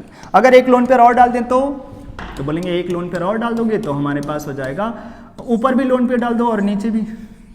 यहाँ कोई एक्सियल इक्वेटोरियल जैसा होता नहीं, ट्राइंगुलर बाई पिरामिडल में ही ऐसा होता है। तो ये जो हमारे पास बचेंगे, यहाँ लोन पेयर के बीच में एंगल कैसा 180, और ज्योमेट्री कैसी, स्क्वायर प्लेनर, क्योंकि अब तो ऊपर से भी पिरामिड तुमने गायब कर दिया, तो ये बन जाते हैं स्क्वायर पिरामिडल। खास बात क्या है इन सब की, सब एक ही ज्योमेट्री से बन करके आए हैं, ऑक्टाहेड्रल, बस तुमने लोन पेयर रखा है, और सब जगहों पर लोन पेयर है, इस वजह से वो नहीं दिखते हैं, हमें केवल एटम दिखते हैं, तो इसकी वजह से ये स्क्वायर पिरामिडल जैसा हो गया। सॉरी, स्क्वायर पिरामिडल नहीं, स्क्वायर प्लेनर। स्क्वायर पिरामिडल कैसे होगा, स्क्वायर तो प्लेनर होगा। स्क्वायर पिरामिडल तो ये था, एक स्क्वायर के साथ एक पिरामिड भी बनता ऊपर से, लेकिन वो तो बनेगा स्क्वायर प्लेनर। इसके शानदार एग्जांपल होते हैं, जैसे ये BRF5, इसमें एक छोटा सा क्वेश्चन भी पूछता है कि बताओ ये वाले एंगल कितने 90 डिग्री के एंगल पाओगे इसमें। तो ध्यान रखें, जो ये लोन पेयर क्लाउड होता है ना, वो लोन पेयर क्लाउड इस सेंट्रल एटम को वहां रहने नहीं देता, उसको नीचे से पुश करके ना थोड़ा सा बाहर भगा देता है। उसकी वजह से जो ये एंगल 90 हो सकते थे, एक भी एंगल 90 नहीं मिलता, इसमें एक भी एंगल 90 डिग्री के नहीं मिलते हैं स्क्वायर पिरामिडल में। यहां मिलते हैं सारे, क्योंकि जैसा नीचे है वैसा ऊपर, लेकिन ऊपर यहाँ बॉन्ड है, नीचे एक लोन पेयर है, इस वजह से लोन पेयर रिपल्सन दे करके इस मॉलिक्यूल में बड़ी अनस्टेबिलिटी ले आता है, और एक भी एंगल 90 जैसा नहीं रह पाता। ठीक है भाई। और स्क्वायर प्लेनर का बहुत शानदार सा एग्जांपल है अपने पास HCF4, 4 सिग्मा 2 लोन पेयर, बड़े आराम से इसके केसेस हमें मिल जाते हैं। नेक्स्ट ये रहे, sp3d3 हो तो उसके एक ही ज्योमेट्री है IF7, जो अभी तुमने एक एग्जांपल लिया था पेंटागनल बाई पिरामिडल जैसा। ठीक है, आइए कुछ एग्जांपल बना लेते हैं। जैसे H2S, कैसे बनाओगे इसकी ज्योमेट्री, तो बोलेंगे सल्फर के लास्ट में 6 होते हैं और 2 हाइड्रोजन यूज कर लिया, तो बचे कितने 4, कितने लोन पेयर 2, तो बोलते 2 सिग्मा और कितने लोन पेयर 2 लोन पेयर। तो दोनों को मिला करके हाइब्रिडाइजेशन कैसा आ जाएगा sp3। sp3 से आप क्या बनाते, हम बनाते टेट्राहेड्रल, लेकिन क्योंकि 2 लोन पेयर हैं तो 2 लोन पेयर रख दो, तो हम बोलते हैं सेंट्रल एटम सल्फर है और 2 तरफ हाइड्रोजन लगाना है और 2 तरफ क्या रख देना होगा, लोन पेयर रख देना होगा। तो 2 तरफ लोन पेयर रख दें तो कैसा दिखेगा, ये कुछ ऐसा दिखेगा, कैसा बेंट जैसा, टी शेप जैसा, या एंगुलर बोल सकते हैं इसको। ऐसे अमोनिया में अपने पास अब देखो 3 सिग्मा और 1 लोन पेयर, तो टोटल मिला के क्या हो गया sp3, 4 लोग हो गए ना। तो sp3 के लिए क्या बनाते हैं, टेट्राहेड्रल, लेकिन यहाँ पर क्योंकि लोन पेयर है ना, 1 लोन पेयर, तो हम 1 लोन पेयर रख देंगे। अब जो आएगा ज्योमेट्री वो किसकी ज्योमेट्री हो जाएगी, अमोनिया की। इसको क्या नाम देंगे, अब तो टेट्राहेड्रल नहीं रह गया, एक बॉन्ड हटा के वहाँ लोन पेयर आ गया, इसलिए इसको बोलते हैं पिरामिडल बन गया। ये क्या बन गया अपने पास, पिरामिडल। और कुछ एग्जाम्पल ले लेते हैं, जैसे ये अपने पास SF4, तो देखोगे सल्फर क्लास में 6, 4 यूज हो गए तो बचे 2 इलेक्ट्रॉन, तो कितने लोन पेयर हो गए, 2 इलेक्ट्रॉन मतलब 1 lone pair, 4 sigma 1 lone pair. अभी थोड़ी देर पहले बनाया भी था, तो 4 + 1 के लिए क्या बनता, 5 के लिए क्या आता अपने पास, ट्रायंगुलर बाई पिरामिडल। अब ये आता तो, लेकिन इसमें एक जगह लोन पेयर रखते, लोन पेयर कहाँ रखते हैं हमेशा, इक्वेटोरियल पोजीशन पे, तो यहाँ लोन पेयर डाल देते और यहाँ फ्लोरीन फ्लोरीन फ्लोरीन फ्लोरीन, कैसी ज्योमेट्री आ जाती है, C100, बड़ा इंपॉर्टेंट है। क्या यहाँ सारे SF बॉन्ड एक जैसे होते हैं, नहीं। अभी देखो ClF3 भी बनाया था, ये कैसे 3 सिग्मा और 2 लोन पेयर, तो जब हम यहाँ बनाएंगे तो 2 लोन पेयर, फिर से दोनों मिला के 5 है ना, तो 5 में हमें लोन पेयर कहाँ रखना होगा, हमेशा इक्वेटोरियल पोजीशन पे, लोन पेयर हमेशा इक्वेटोरियल पे जाएगा। और जो ये 3 फ्लोरीन है उनमें से 2 फ्लोरीन एक्सियल पे और 1 फ्लोरीन इक्वेटोरियल पोजीशन पे लगा होगा, कुछ ऐसे बनेगा अपने पास। क्या सारे ClF बॉन्ड एक जैसे, नहीं। क्या ये टूट जाएगा आराम से, बिल्कुल, थोड़ा मोड़ा हीट करेंगे तो टूट जाएगा, क्योंकि इसके पास अभी भी एक्सियल बॉन्ड है, तोड़ोगे तो टूट जाएगा। XCF2 में देखो तो ये बन जाएगा 2 सिग्मा 3 लोन पेयर का एग्जांपल। जेनॉन क्लास में 8 होते हैं, 2 यूज हो गए, 6 बचे, तो 6 में से 3 पेयर हो जाएगा। और फिर से 2 सबको मिला के 5 ही होता है, तो 5 होता है, इसका मतलब जो ये 3 लोन पेयर होंगे ना, वो कहाँ लगे होंगे, इक्वेटोरियल पोजीशन पे 120 एंगल पे, और जो 2 फ्लोरीन बचे होंगे वो कहाँ पर, एक्सियल पोजीशन पे। ठीक है भाई, ऐसे। अगर ये 2 फ्लोरीन इक्वेटोरियल पे बचे होते तो तब तो ये बेंड शेप होता, लेकिन क्योंकि इक्वेटोरियल पे नहीं, वो एक्सियल पे बचेंगे, लीनियर हो जाएगा अपने पास, लीनियर। इसी को तो थोड़ी देर पहले देखा था कि लीनियर 2 हाइब्रिडाइजेशन से मिल सकते हैं, sp3d से भी मिल सकता है और यहाँ से भी। हाँ, XCF4 अभी देख लिया था, इसमें देखोगे तो ये 4 सिग्मा और 2 लोन पेयर बनेंगे। तो फिर ये कैसे बनेंगे अपने पास, हम बोलते हैं फिर इनको अगर बनाने जाओगे तो जेनॉन होगा, तो 4 और 2 6 होते हैं ना, तो ऑक्टाहेड्रल बनाना पड़ेगा, तो ऑक्टाहेड्रल बना दिया, और इसमें अब डालना पड़ेगा 2 लोन पेयर, तो लोन पेयर एक ऊपर और एक नीचे डाल दीजिए। अब जो ज्योमेट्री बचेगी उसमें 4 के 4 बॉन्ड होंगे, वो सब एक ही प्लेन में। अब जैसा ऊपर है वैसा नीचे, तो ऐसा नहीं कि नीचे से रिपल्सन होगा तो ऊपर भाग जाएगा, क्योंकि ऊपर से भी तो वैसे ही रिपल्सन होगा। नेट में स्क्वायर प्लेनर बना रहता है, प्लेनर, बिल्कुल नाम ही है इसके, स्क्वायर प्लेनर जैसा। ठीक है, सेम तरीके से XCF6, इसको बस ध्यान रखिए कि इसमें 6 सिग्मा और कितने लोन पेयर आ जाएंगे, 1 लोन पेयर।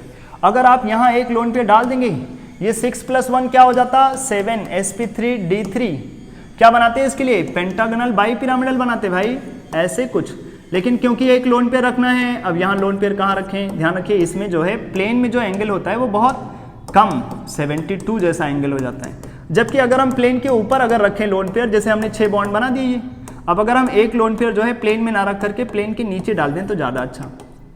इसको बोलते हैं पेंटागनल पिरामिडल, या इसी का एक बहुत शानदार सा नाम आता है distorted octahedral, distorted octahedral. Xenon के फ्लोराइड बहुत ज़्यादा रिएक्टिव नेचर के होते हैं, बहुत अनस्टेबल ज्योमेट्री होती है। इसका नाम ध्यान रखिए, 6 सिग्मा हो तो हमें अलाउड होता है ऑक्टाहेड्रल बोलना, 0 लोन पेयर हो तो केवल ऑक्टाहेड्रल, और 1 लोन पेयर डाल दें 6 सिग्मा में तो नाम दे देते हैं डिस्टॉर्टेड ऑक्टाहेड्रल।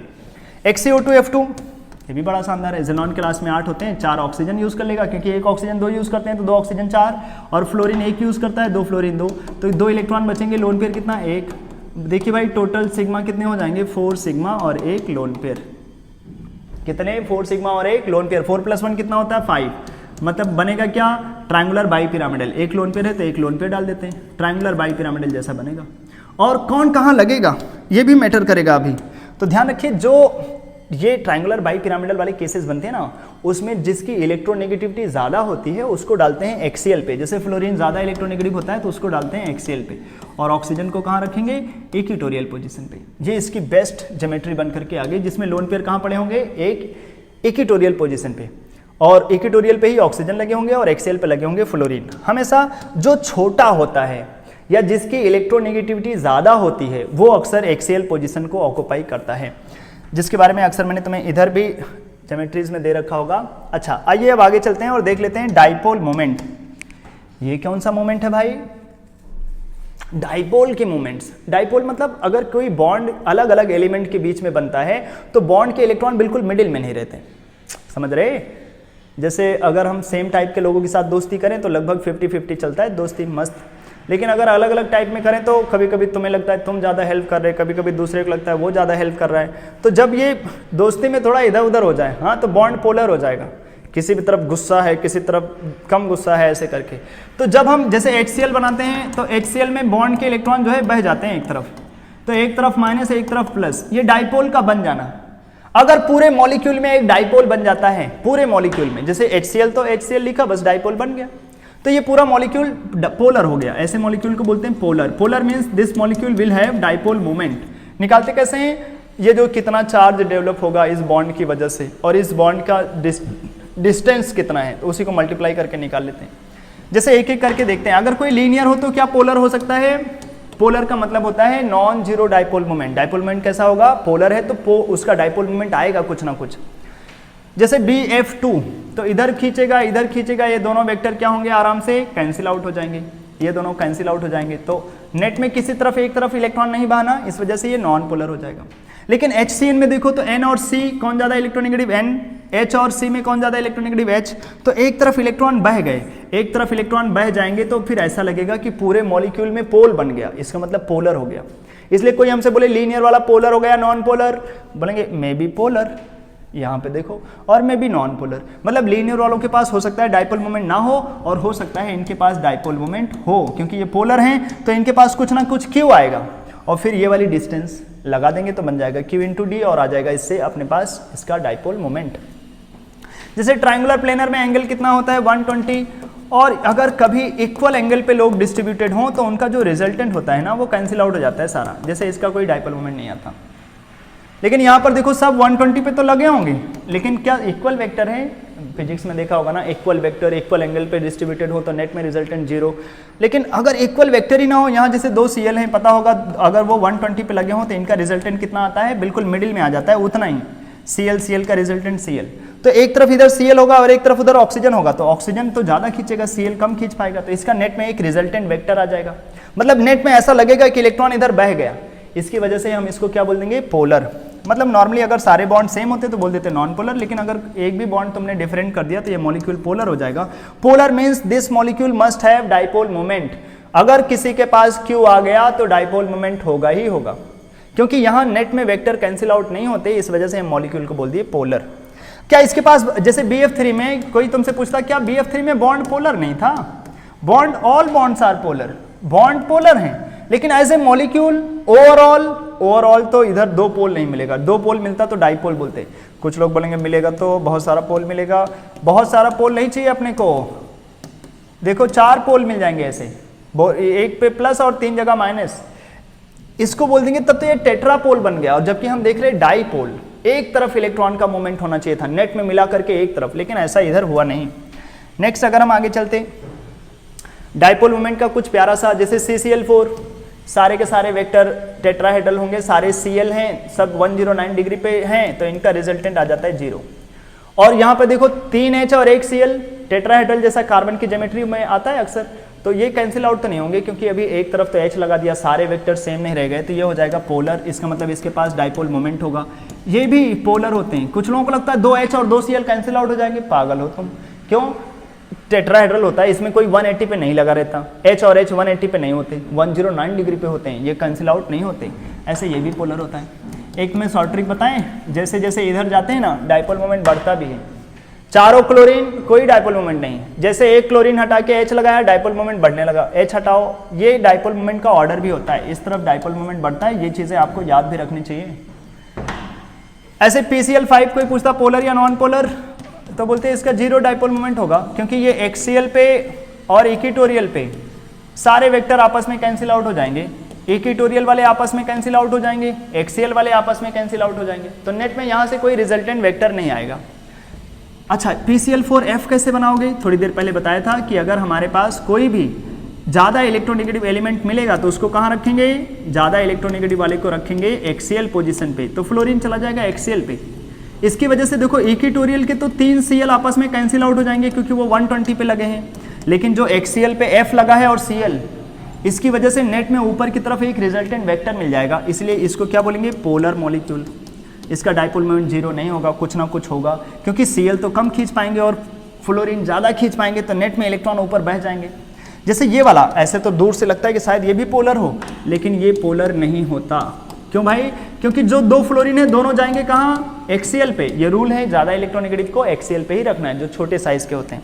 अब अगर ऐसा कर देंगे तो सोचो, अब देखो इक्वेटोरियल 120 120 120 और Cl Cl Cl सब कैंसिल आउट हो जाएंगे, तो इक्वेटोरियल से कोई रिजल्टेंट वेक्टर नहीं आएगा, और एक F ऊपर और एक F नीचे, एक्सियल वाले भी कैंसिल आउट हो जाएंगे, तो यहाँ से भी कोई रिजल्टेंट वेक्टर नहीं आएगा। तो फिर भाई एक्सियल से ठिंगा, इक्वेटोरियल से ठिंगा, तो नेट में रिजल्टेंट ठिंगा, मतलब नेट में तो कोई पोलर नहीं आएगा ना भाई, है तो ये नॉन पोलर होता है। बड़ा इंपॉर्टेंट सा केस रहता है ये। ऐसे अगर आप कुछ नॉन लीनियर केसेस जो अक्सर हमेशा पोलर हो जाते हैं, जैसे बेंट में तो वेक्टर कभी कैंसिल आउट नहीं होंगे ना, जैसे ये SO2 ऑलवेज पोलर, ये वाटर ऑलवेज पोलर, क्योंकि ये वेक्टर कभी कैंसिल आउट नहीं हो सकते, बेंट ऑलवेज पोलर का केस होता है। ऐसे पिरामिडल, जैसे नाइट्रोजन अपनी तरफ खींचेगा, यहाँ फ्लोरीन अपनी तरफ खींचेगा, लेकिन नेट में ये मॉलिक्यूल दोनों कैसे होंगे? पोलर, क्योंकि ये वेक्टर तो कैंसिल आउट होने वाले हैं नहीं। ऐसे टी शेप होता है। अब ये फ्लोरीन और ये फ्लोरीन मान लो कैंसिल आउट अगर हो भी जाए, ऐसे ये भी कैंसिल नहीं होगा क्योंकि लोन पेयर उसको एग्जैक्ट 180 पे नहीं रहने देते, लेकिन अगर ये दोनों कैंसिल आउट हो भी गए तो ये वाले वेक्टर को तो कैंसिल आउट कोई नहीं कर पाएगा। तो टी शेप भी हमेशा कैसे मिलते हैं? पोलर नेचर के मिलते हैं, ऑलवेज पोलर होते हैं ये, मतलब उनके पास हमेशा कुछ ना कुछ डाइपोल मोमेंट होगा। ऐसे सी सॉ में देखो, सोचो अगर ये वाले अगर वेक्टर कैंसिल आउट हो भी गए तो ये वाले कैसे कैंसिल होंगे? ये तो बेंट जैसे लगते हैं इक्वेटोरियल वाले, इसी वजह से ये भी ऑलवेज पोलर होता है, कुछ ना कुछ इसका डाइपोल मोमेंट होगा। ऐसे डिस्टॉर्टेड ऑक्टाहेड्रल XCF6 याद कर लीजिए, distorted octahedral 6 sigma 1 lone pair, तो यहाँ पर प्लेन में सारे 5 तो 72 72 72 पे लगे हैं, मतलब इक्वल वेक्टर इक्वल एंगल पे डिस्ट्रीब्यूटेड हैं, लेकिन जो प्लेन से ऊपर फ्लोरीन लगा है उसको तो कैंसिल आउट करने के लिए कोई भी नहीं है नीचे, इसलिए ये भी हमेशा के लिए कैसे हो जाते हैं? Polar, always polar. ऐसे एक होता है स्क्वायर पिरामिडल, उसमें भी स्क्वायर वाले वेक्टर अगर आपस में कैंसिल हो भी गए तो जो ऊपर से एक बॉन्ड आएगा पिरामिडल, वो हमेशा कैसा हो जाएगा? पोलर। तो ध्यान रखिए ऐसे कुछ केसेस जो अपने पास ऑलवेज पोलर के केस हो जाते हैं। नेक्स्ट पॉइंट सीखते हैं, बॉन्ड एंगल। कुछ छोटे छोटे रूल हैं, आप ध्यान रख लीजिए। sp होता है तो एंगल कैसा हो जाता है? 180 जैसा, sp2 तो 120 जैसा, और sp3 तो 109 डिग्री जैसा। तो सबसे पहले हाइब्रिडाइजेशन चेक कर लीजिए। अगर हाइब्रिडाइजेशन हम देख लें तो हम फटाफट बता सकते हैं किसका बॉन्ड एंगल क्या होगा। अगर हाइब्रिडाइजेशन सेम हो जाए तो फिर लोन पेयर चेक करना, क्योंकि लोन पेयर बढ़ने से वो बॉन्ड का एंगल क्या हो जाता था? बॉन्ड एंगल कंपेयर करने जा रहे हैं तो बॉन्ड का एंगल कम हो जाता था। और तीसरा ये खोपड़ी बनी है क्वेश्चन मार्क, या इसको हमें खुद से दिमाग लगा के देखना पड़ेगा। आइए एक एक करके, अपने पास इधर एग्जांपल है कुछ और देख लेते हैं। जैसे सबसे पहले क्या लगाएंगे? हाइब्रिडाइजेशन। तो देखोगे नाइट्रोजन क्लास में 5 होते हैं, प्लस आया मतलब 1 इलेक्ट्रॉन चले गए तो 4 ही हैं, और ऑक्सीजन 2 यूज करते हैं, 2 ऑक्सीजन चारों यूज कर लेंगे तो कोई लोन पेयर नहीं होगा। 2 सिग्मा 0 लोन पेयर मतलब sp। यहाँ पर देखोगे तो 1 lone pair, 3 sigma 1 lone pair sp3 आ जाता है। और यहाँ पर बोरॉन के पास तो तीनों होते हैं या तीनों यूज हो गए तो 3 sigma 0 lone pair sp2।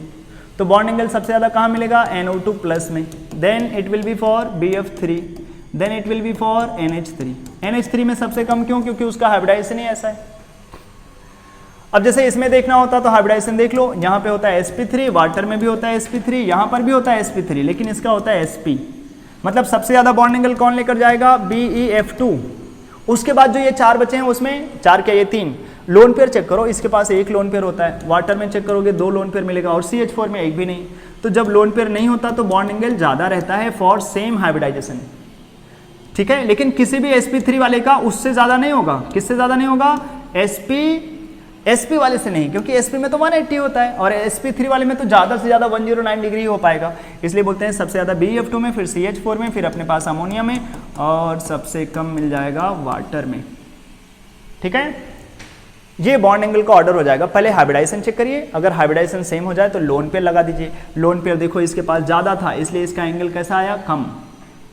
Next case, अगर अपने पास कभी कभी ऐसे हो जाते हैं कि वहाँ पर हमारे पास सेम सब कुछ सेम हो जाए, लोन पेयर भी सेम और सिग्मा मतलब हाइब्रिडाइजेशन भी सेम है, सब कुछ। जैसे ये एक ही ग्रुप में उठा लें तो अब जैसे ये sp3 है 3 सिग्मा 1 लोन पेयर के साथ, तो पूरा का पूरा फैमिली भी वैसा ही मिलेगा। तो ध्यान रखिए ऐसे केसेस में हमेशा जब भी कभी सेंट्रल एटम चेंज हो रहा हो, कौन चेंज हो रहा हो, सेंट्रल एटम, जब तुम नीचे जाओगे तो क्या चेंज हो रहा है, सेंट्रल एटम चेंज हो रहा है। तो देख लो सेंट्रल एटम कहाँ पर छोटा है, छोटे सेंट्रल एटम पे अंदर रिपल्सन ज़्यादा होता है बॉन्ड पे, और फिर वो एंगल ज़्यादा रख लेते हैं। जैसे यहाँ पर नाइट्रोजन बहुत छोटा है तो इसके घर में जो बॉन्ड के इलेक्ट्रॉन होंगे वो ज़्यादा रिपल्सन करेंगे, और इसकी वजह से यहाँ पर एंगल बहुत ज़्यादा ऊपर की तरफ बॉन्ड एंगल बढ़ता है। जैसे यहाँ पर सेंट्रल एटम बदल रहा है ना, साइड वाला H सेम है, तो किधर बॉन्ड एंगल बढ़ेगा, ऊपर की तरफ बॉन्ड एंगल बढ़ेगा। ठीक है भाई, ऊपर की तरफ बॉन्ड एंगल बढ़ेंगे। चलिए अच्छा, next case MOT, molecular orbital theory. तो सबसे पहले तो आपको जो है ये ध्यान रखना पड़ेगा कि मॉलिक्यूलर ऑर्बिटल थ्योरी एक तो अपने एग्जाम के लिए बड़े इंपॉर्टेंट होते हैं, महा इंपॉर्टेंट। जैसा क्या करेंगे, आपको फटाफट क्या करना होगा, पहले तो 2 रूल ध्यान रखना पड़ेगा। किसी के पास अगर 14 से कम इलेक्ट्रॉन हो या 14 इलेक्ट्रॉन हो तो आपको ऐसे लिखना आना चाहिए। ऐसे नहीं आता तो आप शॉर्टकट लगा सकते हैं, आप ऐसे लिख दीजिए बाबा और फिर लिखिए pi pi sigma, then again pi pi sigma. Pi pi it means equal energy वाले, तो ऐसे लिख लिया करो। और बाद में एंटी बॉन्डिंग के लिए हम लोग लगा लेते हैं स्टार। शॉर्टकट के लिए अक्सर हम ऐसे लिख लेते हैं बाबा pi pi sigma then pi pi sigma, first bonding then anti bonding. किसके लिए, जिसके पास कम इलेक्ट्रॉन होते हैं, 14 से कम या 14 के बराबर। बाबा का मतलब bonding anti bonding bonding anti bonding, then bonding bonding bonding, then anti bonding anti bonding anti bonding, ऐसे करके चलता है। और अगर हमारे पास 14 से ज़्यादा इलेक्ट्रॉन हो, लाइक O, F और Ne, इनके जब हम स्पेसिस बनाते हैं तो वहाँ पर अक्सर 14 के ज़्यादा इलेक्ट्रॉन हो जाते हैं। तो वहाँ पे कैसे लिखेंगे, लिखेंगे बाबा, सब कुछ सेम होता है, बस जो पाई पाई सिग्मा लिखते थे यहाँ पर जो है सिग्मा पाई पाई, पहले सिग्मा देन पाई पाई, अगेन पहले पाई पाई फिर सिग्मा। बस केवल ये वाला पार्ट जो होता है ना, ये वाला, इसी को उल्टा कर देना है, सिग्मा पाई पाई पाई पाई सिग्मा। ये वाले पार्ट आपको याद रख लेने हैं, मन करे आप ऐसे याद कर लीजिए बाबा देन सिग्मा पाई पाई पाई पाई सिग्मा। ठीक है, फिर इसी में इलेक्ट्रॉन की फिलिंग कर लेंगे और bond order, paramagnetic character, unpaired electron कहाँ है, ये सब हम बता सकते हैं। ठीक है, तो या तो आप इन दोनों को अच्छे से लिखना सीखिए या फिर आप शॉर्टकट, दोनों बातें सेम है, आंसर भी सब कुछ सेम ही आता है अपने पास। तो शुरू करते हैं एक एक करके। जैसे C2 में कितने इलेक्ट्रॉन, तो बोलते हैं C2 में इलेक्ट्रॉन हो जाते हैं 12। भाई इलेक्ट्रॉन तो निकाल लोगे, तो 12 तो 14 से कम है, तो क्या लिखते हैं बाबा, then we have to write pi pi sigma. अक्सर इतना ही लिख लिया करो जब कम इलेक्ट्रॉन हो, तो मतलब आगे की चीजें नहीं जरूरत पड़ेंगी। तो कैसे फिलिंग करेंगे, 1 2 3 4 5 6 7 8, then equal energy orbitals, then 9 10 11 12। ये कौन से रूल फॉलो किया, हुन्स रूल। इक्वल एनर्जी है तो पहले एक एक दिया फिर पेयरिंग कराया। अब ध्यान से देखो बॉन्ड ऑर्डर कैसे निकालते हैं। फिर अगर तुमने ये लिख लिया तो लिखेंगे बी में कितने इलेक्ट्रॉन है माइनस ए में कितने इलेक्ट्रॉन है डिवाइडेड बाई 2। तो देख लो बी में कितने इलेक्ट्रॉन, 1 2 3 4। बी मतलब बॉन्डिंग, तो बॉन्डिंग बॉन्डिंग और ये भी बॉन्डिंग बॉन्डिंग। स्टार नहीं लगा है तो वो बॉन्डिंग एंटी बॉन्डिंग हो जाता है अगर स्टार लगा दें तो 4 यहाँ पे मिलेंगे और 4 यहाँ पे, तो बॉन्डिंग में हो गए 8। एंटी बॉन्डिंग जहाँ पे ए लिखा है या फिर जहाँ स्टार लिखा होगा तो वो 4 ही है इधर डिवाइडेड बाई 2, तो बॉन्ड ऑर्डर आ जाएगा 2। और आप ऐसे भी देख सकते हैं कि bonding anti bonding it means equal number of bonding anti bonding, it will cancel out, then net bonding electron is 4। तो नेट बॉन्ड ऑर्डर 2 इलेक्ट्रॉन होने से 1 बॉन्ड बन जाता है, तो 4 इलेक्ट्रॉन होने से 2 ही बॉन्ड बन पाएगा, तो बॉन्ड ऑर्डर 2। कोई पूछे कौन सा बॉन्ड है, बॉन्ड ऑर्डर तो 2 आ गया, तो बताओ ये 2 कौन सा, दोनों सिग्मा है, दोनों पाई है, या 1 सिग्मा 1 पाई है। यहां से देख लीजिए आप, दोनों पाई में है ना, it means C2 molecule only have 2 pi bonds, only pi bonds. ऐसे N2 में लगाइए तो इसके पास 14 इलेक्ट्रॉन हो जाएंगे। क्या लिखेंगे, पहले अगेन हमें पहले लिखना पड़ेगा बाबा, then we have to write pi pi sigma, then again we have to write pi pi sigma which is in anti bonding. तो अक्सर हम इतना लिख लेते हैं जब कम इलेक्ट्रॉन हो तो 1 2 3 4 5 6 7 8 9 10 पाई पाई सेम एनर्जी पे होते हैं, इस वजह से 11 12 13 14। Again Baba will cancel out, या तो आप वहां से निकाल लीजिए बॉन्ड ऑर्डर। देखो नेट में कितने इलेक्ट्रॉन बचे हैं, 6 इलेक्ट्रॉन, तो बॉन्ड ऑर्डर कितना हो जाएगा 3। और कौन कौन से बॉन्ड बोलेंगे, 2 पाई एंड 1 सिग्मा, क्योंकि सब में 2 इलेक्ट्रॉन है, तो फिर 2 इलेक्ट्रॉन आने का मतलब है 1 बॉन्ड बन गया। ऐसे B2 में देखोगे तो 10 इलेक्ट्रॉन, लगा दो रूल बाबा, then we have to write pi pi sigma. अक्सर हम और आगे नहीं लिखेंगे क्योंकि कम इलेक्ट्रॉन है। तो बाबा विल 8 इलेक्ट्रॉन बाबा के पास चले जाएंगे, 9 10। ओहो, इसमें देखो अनपेड इलेक्ट्रॉन दिख गए, एक इलेक्ट्रॉन आया है ना, मतलब अनपेड 2, तो कैसे हो जाएंगे ये पैरामैग्नेटिक। पैरामैग्नेटिक होंगे, यस। 2 अनपेड हैं, कोई पूछेगा कहाँ, बोलेंगे pi bonding molecular orbital, where it is present, pi bonding molecular orbital. और बॉन्ड ऑर्डर फिर बोलेंगे बाबा तो कैंसिल आउट हो गए, नेट में 2 इलेक्ट्रॉन बचे हैं, तो बॉन्ड ऑर्डर 1, क्योंकि वो नेट में तो बॉन्डिंग में 2 ही बचे ना, बॉन्ड ऑर्डर 1। रियल में कोई पूछेगा कैसा 1, तो बोलेंगे ओनली पाई बॉन्ड। ऐसे C2 माइनस, तो देखोगे 13 इलेक्ट्रॉन, 13 के लिए कैसे लिखेंगे, फिर से लिखना पड़ेगा बाबा। बाबा means sigma 1 s star, sigma 2 s star, then pi sigma. क्योंकि कम इलेक्ट्रॉन है तो अक्सर एंटी बॉन्डिंग वाला नहीं लिखेंगे। तो बाबा कितने इलेक्ट्रॉन ले लेंगे, 8 9 10 11 12 13। तो बाबा तो कैंसिल आउट हो जाते हैं, तो नेट में ये 5 इलेक्ट्रॉन बचे, तो बॉन्ड ऑर्डर कितना हो जाएगा अपने पास, 2.5। ठीक है। और बॉन्ड कौन कौन सा, बोलेंगे 2 पाई बन चुका है और सिग्मा में 1 ही इलेक्ट्रॉन आया। 1 इलेक्ट्रॉन आने का मतलब पूरा सिग्मा नहीं बन पाया होगा, केवल हाफ सिग्मा बना। बहुत इंपॉर्टेंट होता है ये वाला केस है, बहुत इंपॉर्टेंट। ये ऐसा क्यों देख रहे हो, सिग्मा पूरा नहीं है और पाई पूरा है। अक्सर ऐसा होता है कि सिग्मा पहले हो जाते हैं, लेकिन यहाँ पर देखो पहले पाई बनते हैं फिर सिग्मा होता है। सेम केस N2 प्लस में लगा दो, 13 इलेक्ट्रॉन इसके पास भी है, एवरीथिंग इज सेम। हाँ, सब चीज़ सेम जैसा हो जाएगा अपने पास। अनपेड इलेक्ट्रॉन भी, अच्छा अनपेड इलेक्ट्रॉन कहाँ है, सिग्मा में, तो क्या बोलेंगे पैरामैग्नेटिक है और unpaid electron is present in sigma bonding molecular orbital. ठीक है। नेक्स्ट, अब ऐसे O2 में लगा लीजिए। O2 में कैसे लिखेंगे, O2 में 16 इलेक्ट्रॉन, तो कैसे लिखेंगे बाबा, then we have to write sigma pi, क्योंकि इसके पास ज़्यादा इलेक्ट्रॉन है तो पूरा लिखना पड़ेगा। Again pi sigma. Last we have to write anti bonding और फर्स्ट में हमें बॉन्डिंग। तो 16 इलेक्ट्रॉन है, बाबा कितने ले जाएंगे, 8 9 10 11 12 13 14 15 16, ऐसे लिखना होगा। अब देखो इसके पास बाबा तो अल्टीमेटली कैंसिल आउट हो जाएंगे। 6 इलेक्ट्रॉन है तो क्या बॉन्ड ऑर्डर 3, नहीं, 2 इलेक्ट्रॉन एंटी बॉन्डिंग में भी हैं। मतलब अगर पूरा रूल लगाते तो कैसे लिखते, बॉन्डिंग में इलेक्ट्रॉन 2 4 और यहाँ से 6 तो 10 हो जाते, और एंटी बॉन्डिंग में 4 तो वहाँ पे मिलते और 2 यहाँ पर, तो कितने इलेक्ट्रॉन हो जाते, 6 डिवाइडेड बाई 2, तो 10 minus 6 by 2, it means bond order is 2। 2 bond order हो गया। क्या इसके पास अनपेड इलेक्ट्रॉन है, yes, unpaired electron is present in, 2 unpaired है, वो भी anti bonding, pi anti bonding molecular orbital. क्या बोलते हैं, pi anti bonding molecular orbital में 2 अनपेड हैं।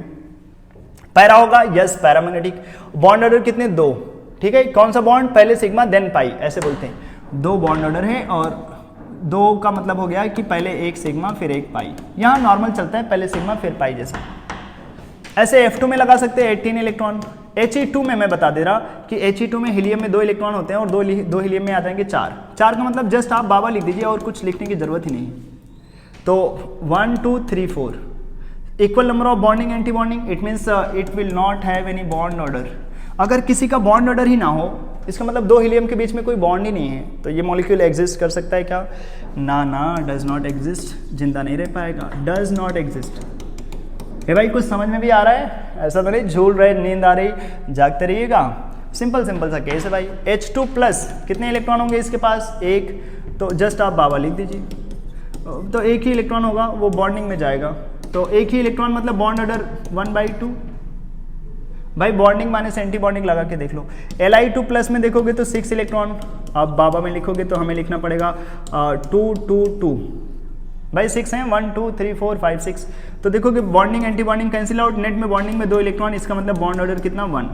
2 इलेक्ट्रॉन मतलब एक बॉन्ड बनेगा भाई। तो ऐसे देख सकते हैं। अब एक छोटा सा फैक्टर होता है कि अगर हमें बॉन्ड ऑर्डर निकालना आता है तो हम क्या क्या और बोल सकते हैं। ध्यान रखिए, बॉन्ड ऑर्डर अगर ज़्यादा होता है तो बॉन्ड की स्ट्रेंथ ज़्यादा होती है, स्टेबिलिटी ज़्यादा होता है, बॉन्ड की एनर्जी ज़्यादा होती है, लेकिन बॉन्ड की लेंथ कम हो जाती है। बॉन्ड ऑर्डर ज़्यादा होगा, बॉन्ड का स्ट्रेंथ बहुत ज़्यादा होगा, स्टेबिलिटी मॉलिक्यूल की बहुत ज़्यादा होगी, बॉन्ड की एनर्जी बहुत ज़्यादा होगी, बॉन्ड को तोड़ना बहुत टफ हो जाएगा और बॉन्ड का लेंथ बहुत कम रहेगा। अच्छा, तो स्टेबिलिटी कंपेयर करने वाले कुछ क्वेश्चन अपने एग्जाम में आते हैं, तो क्या 2 छोटे छोटे रूल लगा दीजिए, more will be bond order, more will be stability. और अगर बॉन्ड ऑर्डर सेम हो जाए तो कम इलेक्ट्रॉन देन स्टेबिलिटी ज़्यादा मिलेगा। जैसे N2 में बॉन्ड ऑर्डर देखोगे 3, N2 प्लस में देखोगे तो 13 इलेक्ट्रॉन 2.5 और इसमें 15 इलेक्ट्रॉन, तो दूसरा वाला रूल लगा के तुम कर सकते हो, तो बॉन्ड ऑर्डर आ जाएगा 2.5। अब इसका मतलब हो गया कि सबसे ज़्यादा बॉन्ड ऑर्डर है N2 का, तो N2 इज मोर स्टेबल।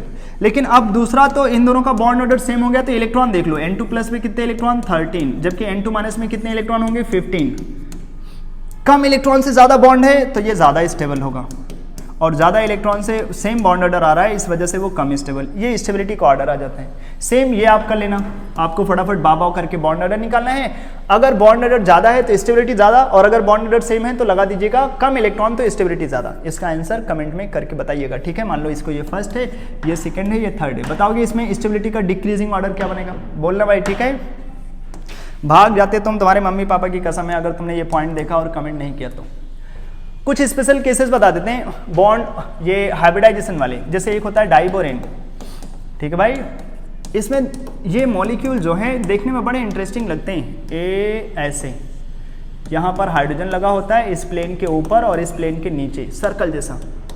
यहाँ पर जो बोरॉन होते हैं ना, अक्सर बोरॉन sp2 रखते हैं, 4 बॉन्ड बना ले तो sp3, तो यहाँ पर जो बोरॉन है ना वो रियल में sp3 हाइब्रिडाइज होते हैं। नॉन प्लेनर स्ट्रक्चर रहता है, नॉन प्लेनर। हर एक बोरॉन के पास कोई पूछेगा कैसा, तो नाम देते हैं टेट्राहेड्रल जैसा, नॉन प्लेनर, sp3 हाइब्रिडाइज होते हैं बोरॉन। सेम इसके जैसा ही इसका डाइमर होता है AlCl3 का डाइमर, Al2Cl6।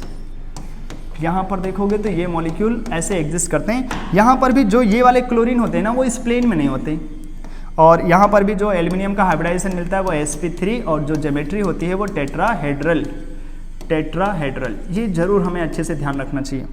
कुछ और केसेस अपने पास बनते हैं इधर, जैसे अगला केस है NO2 का। NO2 में देखोगे तो अपने पास एक अनपेयर्ड इलेक्ट्रॉन बच जाता है, 2 सिग्मा और 1 इलेक्ट्रॉन। तो 2 सिग्मा 1 इलेक्ट्रॉन से तो हाइब्रिडाइजेशन देना बहुत टफ है ना, तो कौन सा हाइब्रिडाइजेशन दें, ध्यान रखें, फिर एक हाइब्रिडाइजेशन आगे चले जाया करो। ऐसे 2 सिग्मा से क्या होता है sp, 1 इलेक्ट्रॉन एक्स्ट्रा, मतलब किसी ना किसी ऑर्बिटल में रहेगा ना, तो sp2 जैसा रहता है ये, और ये बेंट होता है। इसमें जो बॉन्ड का एंगल होता है अप्रॉक्सीमेटली 140 डिग्री के आसपास, ध्यान रखिए 140 डिग्री के आसपास, बहुत तगड़ा होता है। जैसे अगर तुम इसका भी आंसर दे पाओ कमेंट में तो बड़ा अच्छा लगेगा कि NO2 हो, NO2 प्लस हो, NO2 माइनस हो और NO3 माइनस हो, इन 4 लोगों में बॉन्ड का एंगल का ऑर्डर क्या होगा। तो तुम क्या करना, मैं थोड़ा हिंट दे देता हूँ कि इसको पहले साइड में रख लेना, क्योंकि इसका एंगल तुम्हें याद रखना पड़ता है। इन लोगों में सजा लो, फिर देख लेना 140 कहाँ पर आएगा। इसमें वही रूल लगा लेना, पहले हाइब्रिडाइजेशन चेक करो, फिर अगर हाइब्रिडाइजेशन सेम हो जाए तो लोन पेयर चेक कर लेना, लोन पेयर ज़्यादा होगा तो बॉन्ड एंगल कम होगा। अच्छा, ऐसे कार्बन डायमंड होता है। कार्बन डायमंड में एक कार्बन कितने कार्बन से बॉन्ड बनाते हैं, 4। इस वजह से जो कार्बन का हाइब्रिडाइजेशन मिलता है वो कैसा, sp3। लेकिन ग्रेफाइट में एक कार्बन कितने कार्बन से बॉन्ड बनाते हैं, केवल 3। इस वजह से यहाँ पर जो कार्बन का हाइब्रिडाइजेशन मिलता है वो sp2। सेम तरीके से होते हैं फुलरीन, वहाँ पर भी कार्बन का हाइब्रिडाइजेशन होता है sp2। ध्यान रखिए वो फुलरीन ग्रेफाइट के ही पार्ट होते हैं, या ऐसे बोलें ग्रेफाइट से ही बनते हैं। अच्छा, अगली बात आ जाए हाइड्रोजन बॉन्डिंग। इस पूरे चैप्टर के सबसे लास्ट वाली चीज पे आ गए, ठीक है, सबसे लास्ट पॉइंट, फटाफट आइए। FON, अगर कभी इनसे लगा हुआ H हो किसी के पास तो नॉर्मली वो हाइड्रोजन बॉन्डिंग कर जाते हैं। If any compound contains hydrogen attached with fluorine, oxygen और nitrogen, then this compound will have hydrogen bonding. Hydrogen bonding क्या होता है, एक इमेजनरी बॉन्ड, लेकिन जिसको इग्नोर नहीं कर सकते। हवा हवाई है लेकिन इसको इग्नोर नहीं कर सकते। इसकी बॉन्डिंग की वजह से बहुत सारे रीजन में आंसर इधर उधर हो जाते हैं। जैसे वाटर, क्या यहाँ हाइड्रोजन बॉन्डिंग होती है, यस। एक वाटर कितने वाटर से हाइड्रोजन बॉन्डिंग कर सकता है, मैक्सिमम। एक वाटर ऐसे मैक्सिमम 4 वाटर से हाइड्रोजन बॉन्डिंग कर जाते हैं अपने पास, ठीक है। ऐसे यहाँ पर भी एक वाटर ऐसे अपने पास हाइड्रोजन बॉन्डिंग करता आ रहा होगा, यहाँ पर भी एक वाटर अपने पास हाइड्रोजन बॉन्डिंग करता आ रहा होगा। एक वाटर ऐसे 4 वाटर के साथ हाइड्रोजन बॉन्डिंग कर जाते हैं, ठीक है। ये बातें ध्यान रखते हैं। ये आइस का स्ट्रक्चर होता है जिसमें वाइड हो जाते हैं, इसी हाइड्रोजन बॉन्डिंग की वजह से ही आइस में क्या बन जाते हैं, वाइड, ठीक है, वाइड जनरेट होने लग जाते हैं अपने पास। नेक्स्ट अगर हम आगे चले, हाइड्रोजन बॉन्डिंग के कुछ स्पेशल केसेस, जैसे एसीटोन और क्लोरोफॉर्म। नॉर्मली सी से लगा हुआ है हाइड्रोजन बॉन्डिंग नहीं करता, लेकिन अगर एसीटोन के पास लगा हुआ हो क्लोरोफॉर्म तो यहाँ एक्चुअली में 3 Cl ना बहुत अच्छे से इधर से खींचते हैं, इतना अच्छे से खींचते हैं कि जो ये CH बॉन्ड होता है वो सफिशिएंट पोलैरिटी रख लेता है, इतना ज़्यादा प्लस चार्ज कि वो क्लोरोफॉर्म एसीटोन के साथ हाइड्रोजन बॉन्डिंग कर जाते हैं। ये फैक्टर आप ध्यान रखिए। अपने एग्जाम में पूछा जाता है कि 5 ml और 5 ml मिलाएंगे तो क्या फाइनल वॉल्यूम 10 ml पाएंगे, तो बोलते हैं नहीं पाएंगे 10 ml। क्यों, 5 ml मिलाओगे तो अट्रैक्ट हो जाएगा और अट्रैक्शन से वॉल्यूम कम हो जाएगा। फाइनल वॉल्यूम जो यहाँ पे देखने को मिलता है वो 10 ml से कम। क्यों? क्योंकि हाइड्रोजन बॉन्डिंग हो जाती है। कैसे हाइड्रोजन बॉन्डिंग का नाम देते हैं इसको?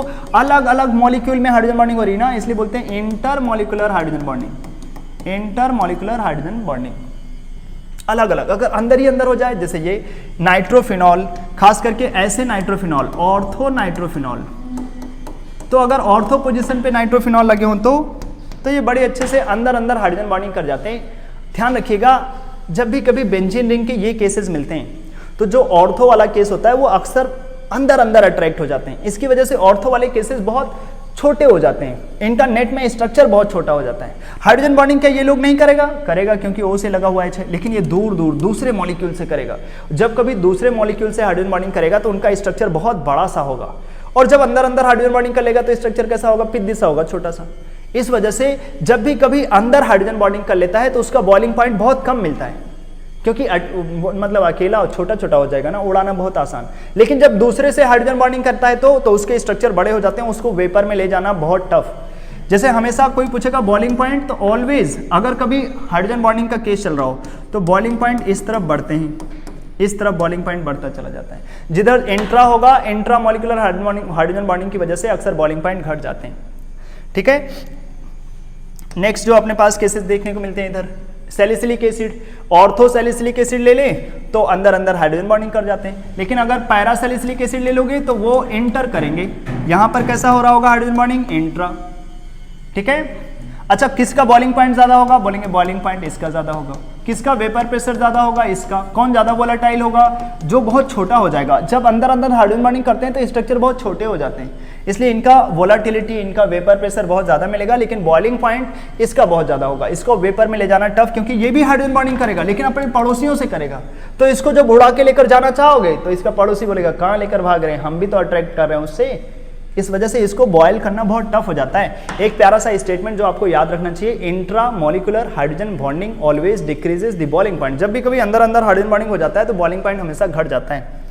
नेक्स्ट, फ्यूमेरिक एसिड और मैलेइक एसिड। सबसे लास्ट पॉइंट पे आ गए हैं हम लोग। मैलेइक एसिड और फ्यूमेरिक एसिड, ये दो चंगू मंगू होते हैं। एक होते हैं अपने पास ये एक एक साइड में एसिड पड़ा हो तो इसको बोलते हैं मैलेइक एसिड, सिस फॉर्म।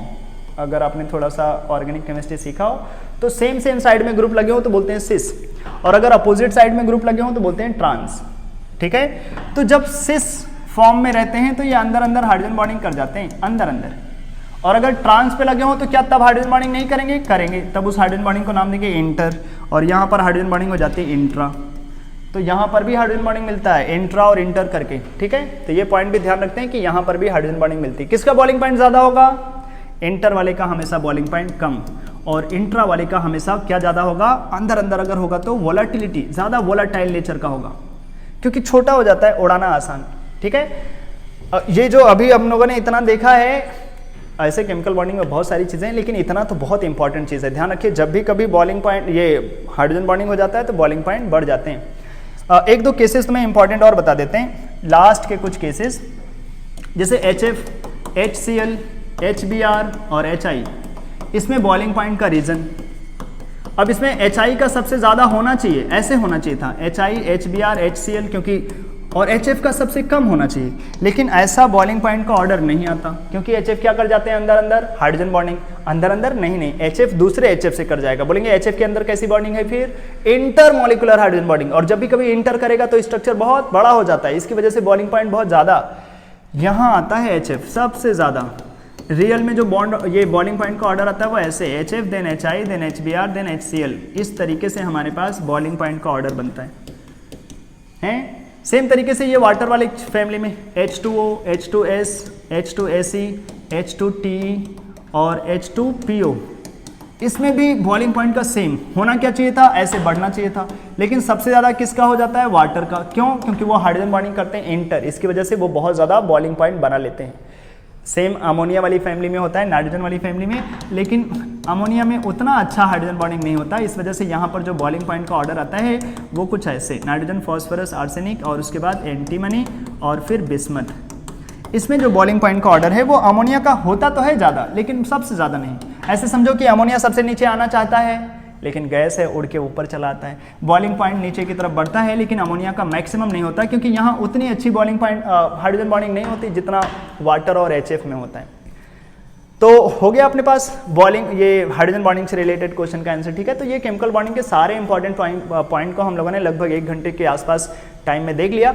तो इसका अगर आपको PPT चाहिए हो PDF फॉर्म में तो कहाँ मिलेगा, वो टेलीग्राम वाले चैनल जो इसमें लिंक में दिया होगा, फटाफट उसको जा करके चैनल को ज्वाइन कर लें। अक्सर उसमें नए नए इंपॉर्टेंट पॉइंट चले जाते हैं। इसका भी PPT चला जाएगा PDF के फॉर्म में, आप वहाँ से फटाफट रिवाइज कर सकते हैं जब भी कभी आपको रिविजन करना हो। शॉर्ट नोट्स बन के तैयार हो गया आपके लिए हैं। और अगर आपने कभी ये चैनल को सब्सक्राइब ना किया हो तो एक बार गिर जाओ उसी के ऊपर, हैं, हो जाएगा सब्सक्राइब। तो चलिए फिर अगली बार मिलेंगे फिर से किसी नए लेक्चर के साथ। अगर किसी और पर्टिकुलर वीडियोस के आप वन शॉट चाहते हैं ऐसे देखना तो आप फटाफट कमेंट करके बोल सकते हैं। आज के इस वीडियो में इतना रखते हैं, तब तक के लिए बाय। ठीक है, पढ़ते रहो तभी काम होगा।